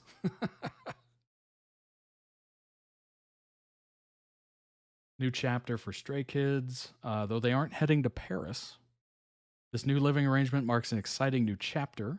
Living in pairs allows for more personal space, obviously. A bit of breathing room while maintaining the close bonds. Perfect balance between independence and brotherhood that has made Stray Kids a dynamic and close-knit team that fans adore. Yeah. Oh my gosh. That's for me, that's, oh God. Too much roommates. Too many roommates. So while they might not be sipping espresso in Paris, Stray Kids are embarking on an exciting journey of their own, one that Stays will undoubtedly support, cherish every step of the way. New beginnings, more fun, endless adventures. Yeah, it'll definitely change the content a little bit. You know, it'll get more pairing content, I assume. Stray Kids, Bang Chan, and Felix are such close friends that they've even picked up each other's habits. Bang Chan didn't even realize Felix was mimicking a habit of his. Have a friendship that anyone would be envious of. The two became incredibly close because of their shared experiences of being born in Australia. Singmin said they have this subtle Australian vibe we don't know. That's literally the gif of him saying it. They have a similar sense of humor. It's a bit different from us. They sometimes laugh at a lot of things that we don't find that funny. And for things we laugh a lot at, they don't find it funny. Given how long the two close friends have known each other, it's no surprise that they've picked up on each other's habits. I mean, you'll notice that with your own friends or loved ones or whatever. You will start picking up their mannerisms, how they talk, you know, words they use, phrases, you know, etc. It's just interesting. The article titles are so funny indeed. How I view Felix is, or what I feel from Felix is, how do I put this? Ever since I was born, maybe I feel like we've just been connected. Even when we're together, we don't always have to be like Felix lovey-dovey to show love. I feel like this itself is just really comfortable. This actually feels like family, like actual family, like real brothers. Bang Chan.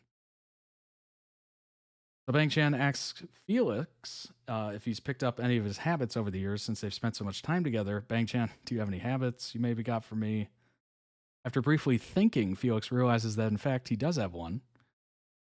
Felix, when we shoot pictorials and pose, I find myself doing this pose a lot. While Felix shares that it's a pose he learned from Bang Chan is actually surprised since he isn't even aware that he makes that pose. Bang Chan, why? From me? Felix, yeah, in our early debut days, when you grab poses or stuff. Bang Chan, I did? Felix, yeah, you did. Bang Chan, oh really? I didn't know that. Felix, but after seeing that, I keep touching my pinky without realizing. I keep grabbing it when I try to pose. Oh, this was the move.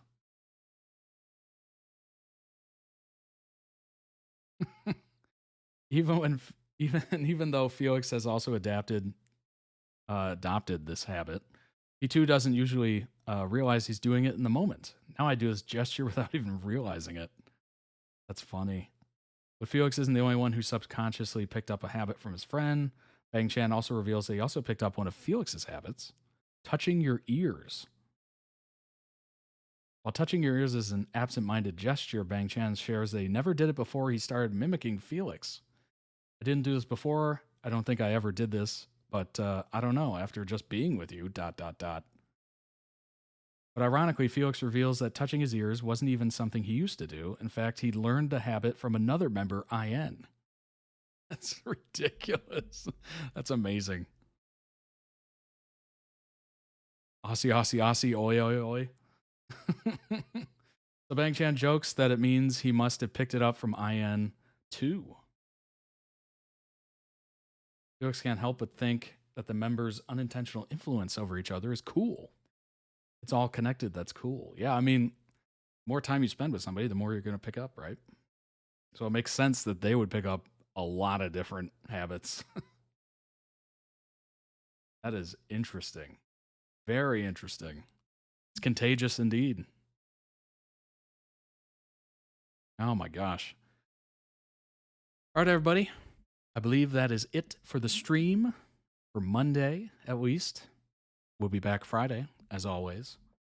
We will be doing some more streams here coming up, just to kind of bank a few for the holidays coming up. And obviously, I'm going to be away from town, and I won't have all this stuff, so I'm going to have to bank a few of these live streams, which will be live, so you'll be able to join. And then they'll just be posted to YouTube at a later date when, you know, they normally would. And it won't be that long either. It'll just be like maybe 2 weeks worth or something like that. Maybe even just 1 week. I'm not exactly sure, but we'll be banking a few, and I'll let you know when those are. I'll make it available on the Discord. You know how you can see when I'm live or the schedule. You'll be able to see it on there. I'm glad you enjoyed it. Welcome back as always. I hope you all had a wonderful start to your week. I always try to think of it as the next day.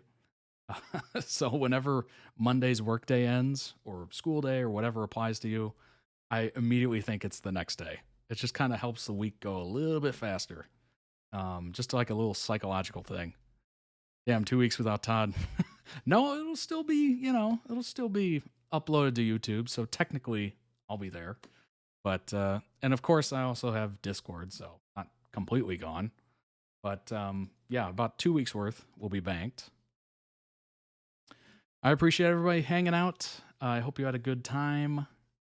Congratulations again to Megan. I will be in contact via email.